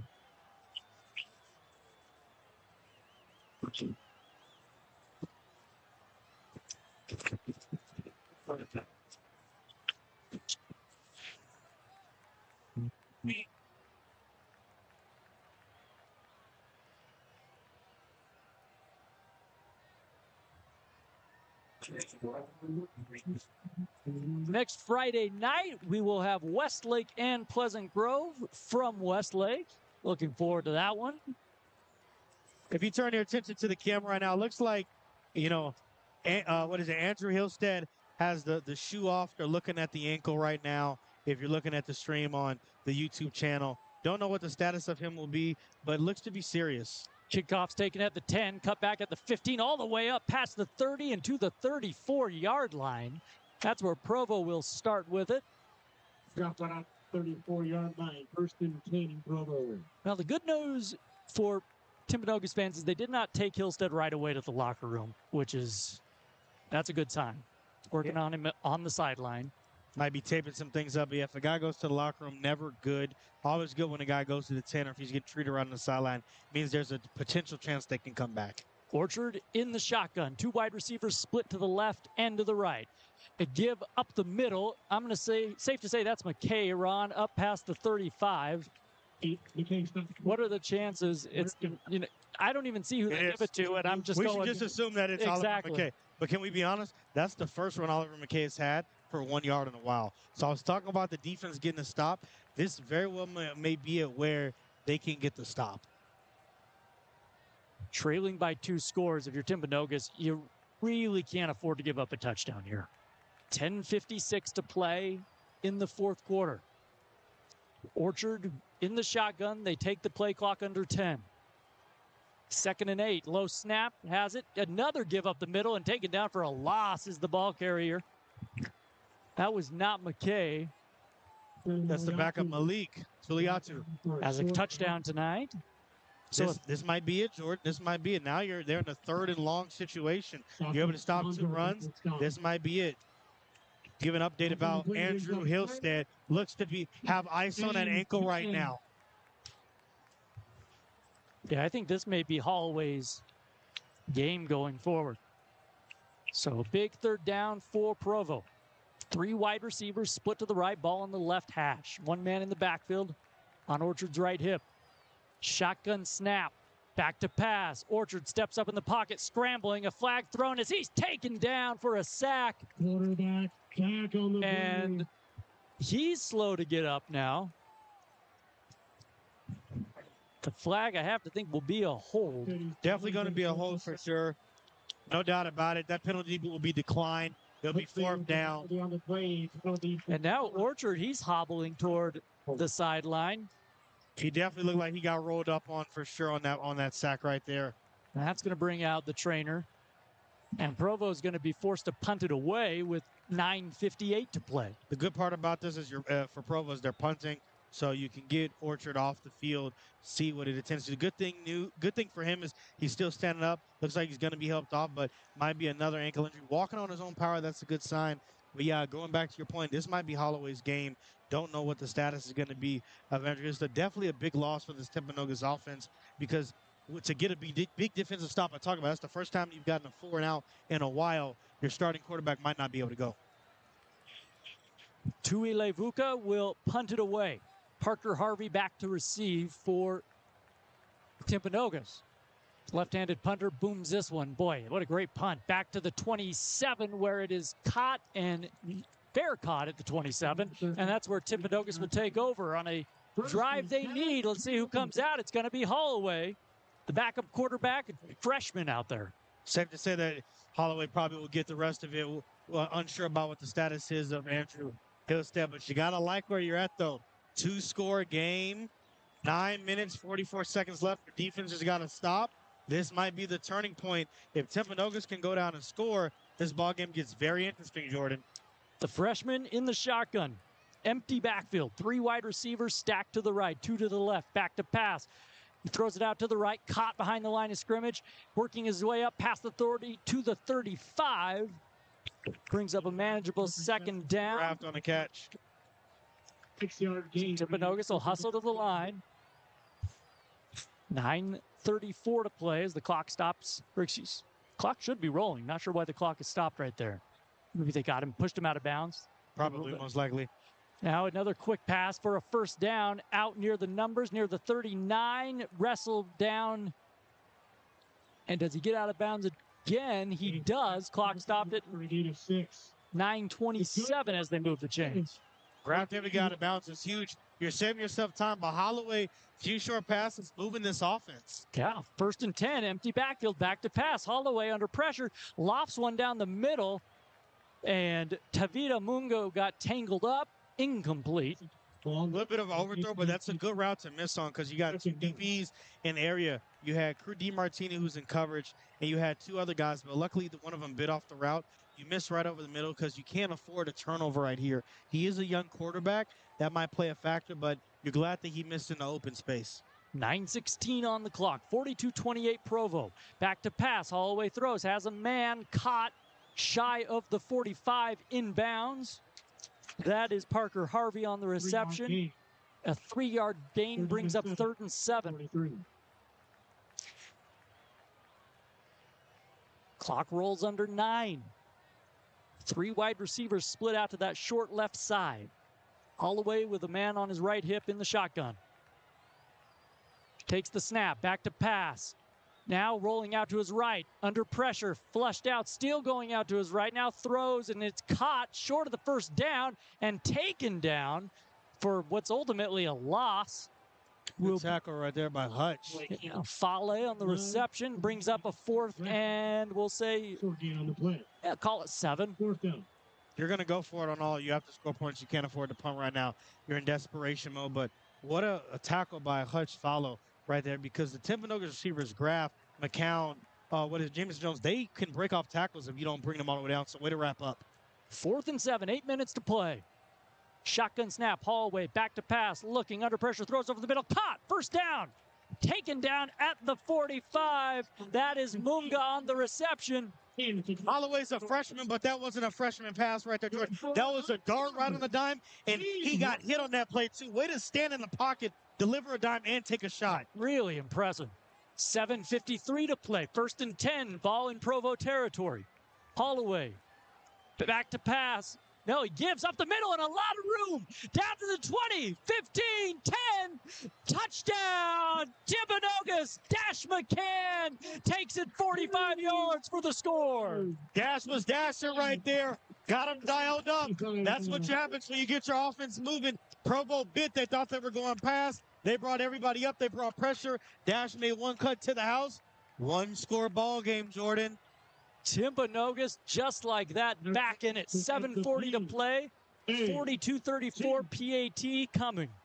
You have to love what you see from the offense with Holloway as the backup quarterback. You know why? Because Andrew Hillstead is your guy, but the freshman coming in poised, able to get it done. You love that. PAT's up, it's good, and it is a touchdown separating these two teams. What a game, back and forth. At one point in this half, Provo had a 21-point lead. 100%. Provo scored 5 unanswered touchdowns, and Timpanogos responding with a touchdown, and Provo strikes off a turnover, and now Timpanogos 2 unscored touchdowns. It's a 1-score game now. Timpanogos is very well back in this ball game. Let's see what Provo does, and we need to know, does the starting quarterback for Provo come back in?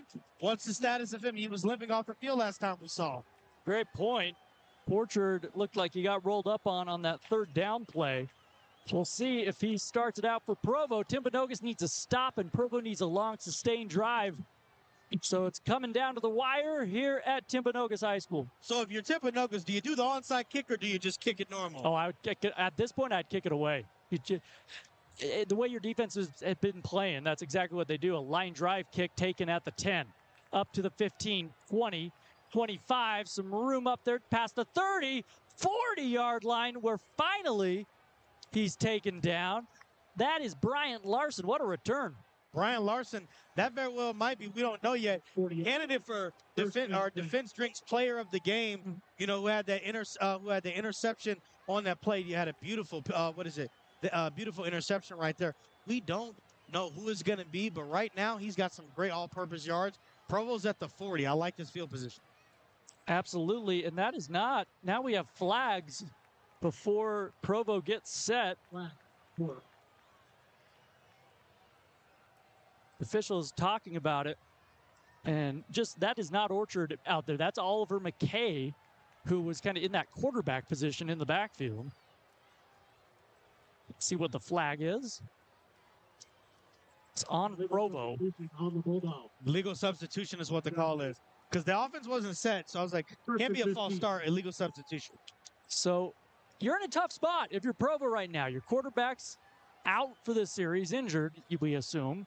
McKay is in the backfield, and DeMartini is in there.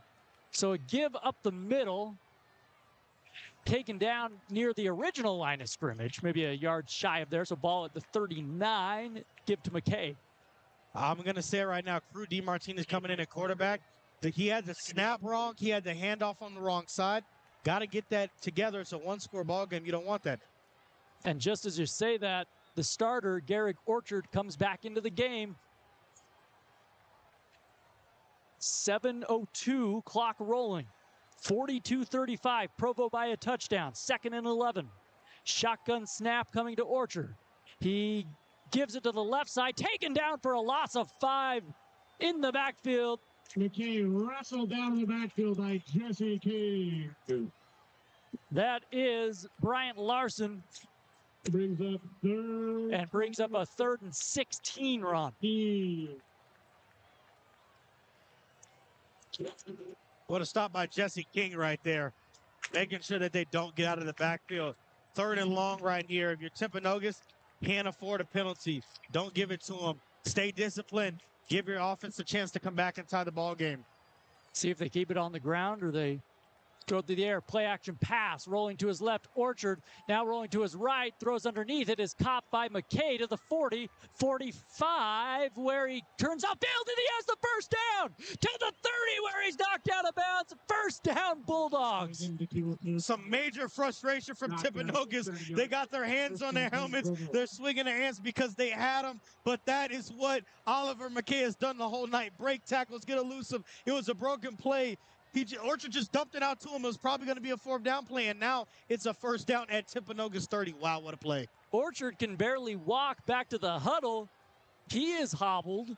Somehow eluded the defense there, and Jumesh just dumped it off underneath. Somehow a gain of 20, 25 on that. Probably a 25, 30-yard run on a dink and dump. Wow. Wow. 6 minutes to play. 1st and 10. Shotgun snap. Orchard, a give up the middle. And a gain of 5 or 6 for... See who that was on the carry. That is... Yeah, that's Filimatu again. Filimatu, and that's a good run for him. I think that's his first run, and he's got over 5 yards, so you love that. But Timpanogos is probably tired after having to chase down Oliver McKay, who's not in the game, getting some rest after that great run. Timpanogos, I believe they have 2 timeouts. 5:35 to play. Clock still rolling. 2nd and 5 for Provo. Ball at the 25. It's not right on the border of field goal range here. Shotgun snap, the give. No, play action pass. Completed out of the right and taken down shy of the 20-yard line. That is Mason Gregory. One screen pass right there. Try to get the 1st down off of it. Not a bad play call, but you got 3rd and short. 3rd and 3 for Provo. Guess who comes back into the game on the 3rd and 3? None other than Oliver McKay himself. You got to think that's where the ball's going. Orchard under center, 4:55 to play. Clock rolling. Play clock at 16. They snap it, give it to McKay. Left side run. Positive yards up past the 20. 1st down, Bulldogs. Not going to lie, Jordan, this drive is moving very well with the run game. Oliver McKay's been doing it the entire night. If they score right here, it very well could be the end of the Timpanogos comeback, and they have had one heck of a comeback push, and there's still time left, but going to have to start getting some stops now as you're winding down to 4.5 left. And Provo taking their time. Play clock at 20, not even to the line of scrimmage yet. Timpanogos not using any of those timeouts quite yet. Orchard hobbling up to the line of scrimmage under center. He takes the snap. Handoff right side up to the 15, to the 10, cuts back inside the 5, taken down. 1st and goal, Oliver McKay again, carrying the load. Not going to lie, he's got 3 touchdowns. He might go for 4 tonight. And you just feel like the Timpanogos defensive line right now is just gassed. Very gassed. It's all started with that 3rd and 16 where you miss it, and he's able to stay in bounds, not go to the sideline, cut back, get the first down, and now you're in desperation mode. You're tired. You want to get off the field. You don't want to let a touchdown happen, and it's first and goal, and it's a tough ask for the defense. And granted, they were able to get themselves back in the ballgame and give themselves a chance, but Provo has been running the ball all night down their throats.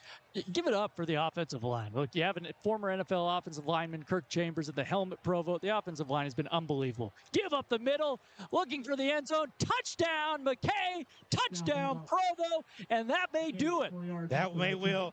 I'm not going to lie, Jordan. I'm going to say, you never say it's over till it's over. Look on the score, but that puts the game out of reach. That's really tough because now it's a 14-point goal, but potentially 14-point goal on PAT pending with 3:35 left. What a game by Provo to come in here to score 5 unanswered touchdowns, to be up 48-35 against Timpanogos, probably one of the top teams in the 4A region. It's phenomenal. Provo has had a perfect game plan tonight. The PAT is blocked, so it'll stay at 48-35. But Provo in a good position. We've talked about it all night. They fell behind 14-0 in the first quarter and really haven't looked back since. Nope. When they went down 14-0, very well thought the Timpanogos offense was going to be high-powered. Provo strikes back, cuts it to 7.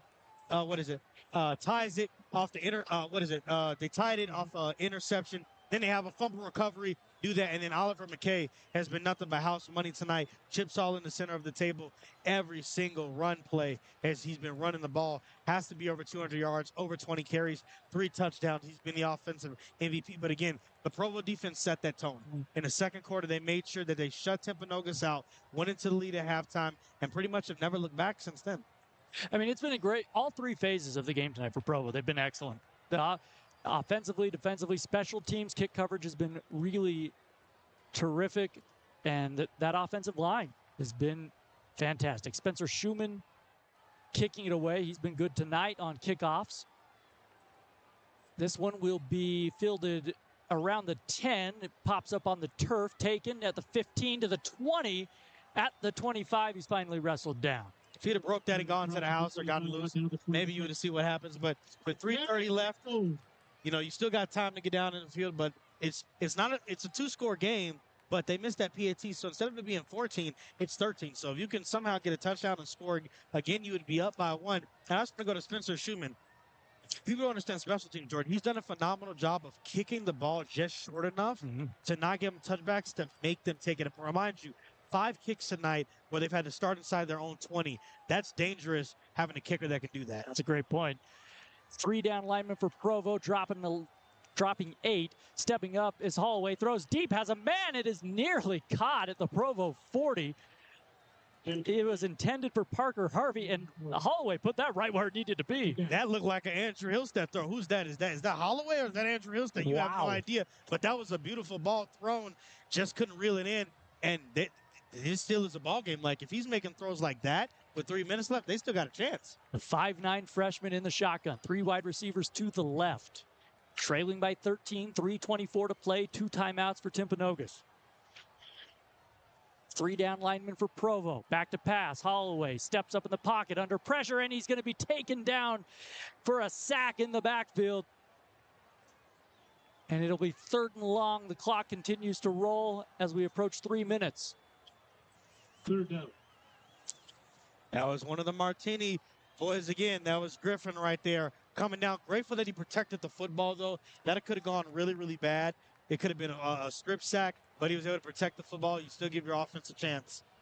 3rd and 12. Back to pass. Holloway stepping up. Has a man over the middle, and it was Munga, who I think he heard some footsteps there. He definitely did. Jordan, I just have to mention this. You never want to harp on a guy, but Munga's had a few balls tonight that he's dropped that if he has, maybe the ball game's different. It gives him a better chance.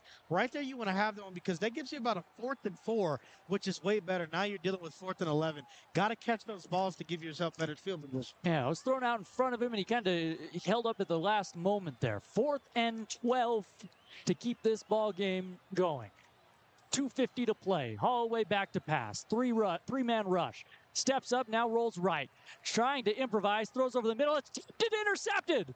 Back to the 25, to the 20. Taken down inside the 20. Bulldog ball. None other than who? Brian Larson, his second pick. Wow, what a thing. I'm going to say it again. I've said it 5 times tonight. Anybody with the last name Larson, that's his second pick of the penalty. It's a penalty. For another. Looks like they call roughing the passer. Wow, that's so unfortunate for Brian Larson, who's had a phenomenal defensive game and has a touchdown offensively. That taken away. That's unfortunate, George. So the game, instead of the game being over and Provo really can just end this thing, it's a first down Timpanogos, ball at the 39.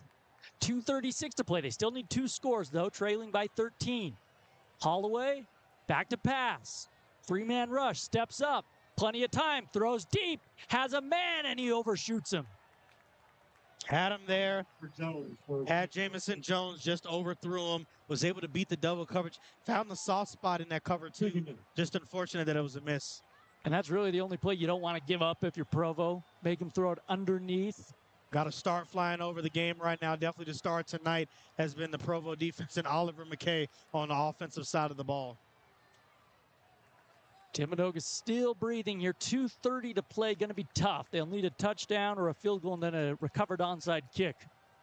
Back to pass. All the way looking. Throws over the middle. Dumps it off. Has his man. Caught at the 45 up to the 50 into Provo territory and down to the Bulldog 45-yard line. That was Parker Harvey on the reception. And now another. The clock will stop as they move the chains. Got to tell Parker Harvey to get out of bounds there. I know that they stop the clock with those as it comes closer, and they start on the snap, but you got to get out of bounds. They spot the ball, and the clock rolls. 2:20 to play. All the way in the shotgun. Maybe just a little too late for Timpanogos. Back to pass. Has a man at the 40, completed at the 41, and trying to get out of bounds over there was Jamison Jones. They did not. Did he make it to the sideline? They gave him out of bounds on that. It's like a Provo player's down after that hit. So, yeah, it looks almost like a cramp the way they're trying to stretch him out. Now he'll get to his feet. Definitely a cramp for sure. When you're getting the legs stretched out, definitely a cramp for sure. They'll take him off. Yeah, it's Jason Fordham. So he's up to his feet. Will trot off. 2:07 to play. 1st and 10 for Timpanogos. They trail 48-35. Still got a chance. Still 2:07 left. They're moving the ball. They're in Provo territory. Looks like the ball is right there, Jordan, at the 40. 2:07 left.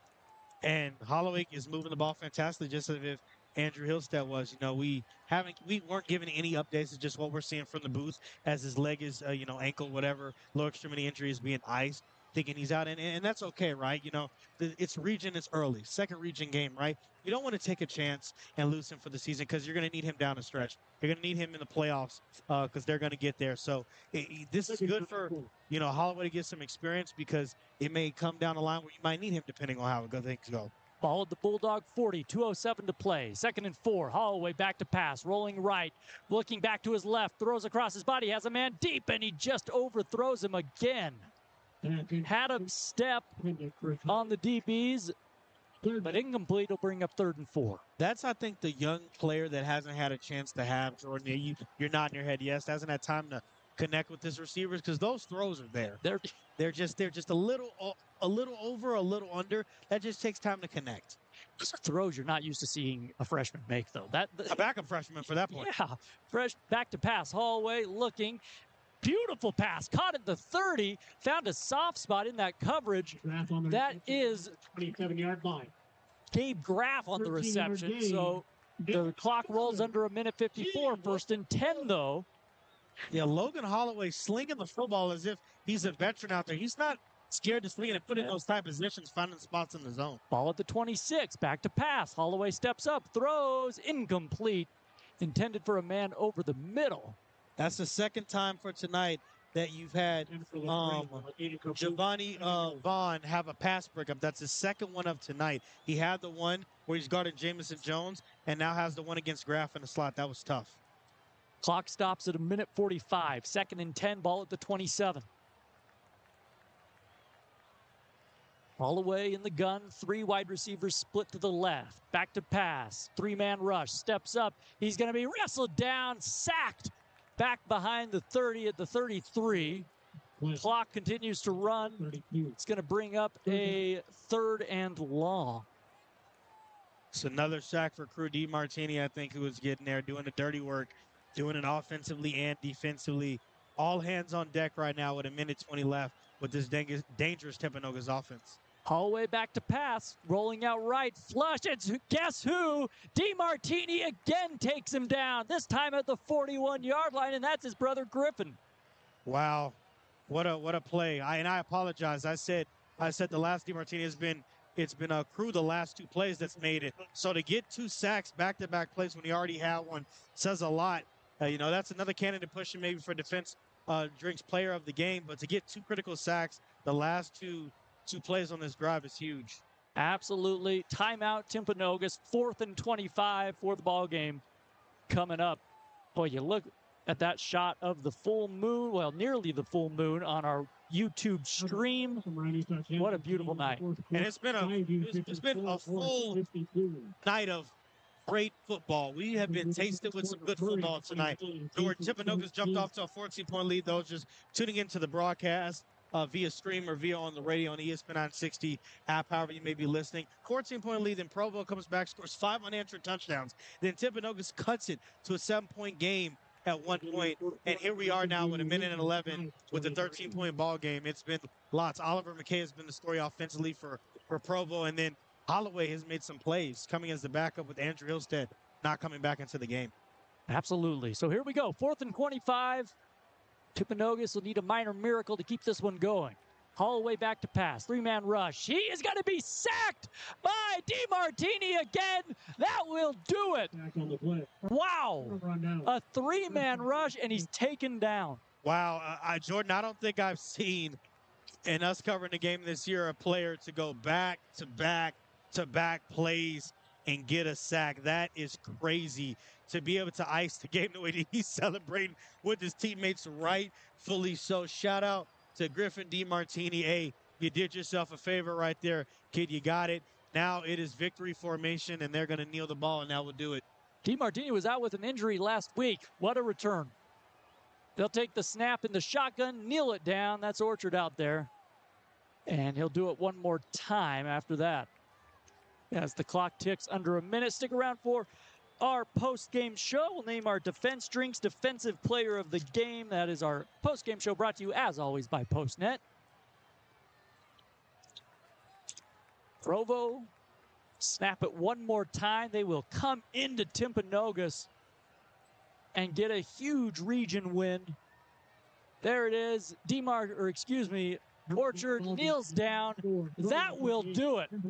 Provo makes the trip over to Timpanogos and beats the Timberwolves 48-35. I think I'm just as shocked as you are. I think everybody had Timpanogos winning this game closely, and it was the other way around. And they started off hot with the 14-point lead, but the 5 unanswered touchdowns, the running the ball, Oliver McKay, over 20 carries, over 200 yards rushing, 3 rushing touchdowns. It was just too much. The turnovers, the interception, by Bryant Larson, fumble recovery, Giovanni with pass breakups, just too much right now for the Timpanogos offense. Absolutely. We'll take a break, come back with our PostNet postgame show on the other side. Once again, the final, Provo 48, Timpanogos 35. We'll be back after this.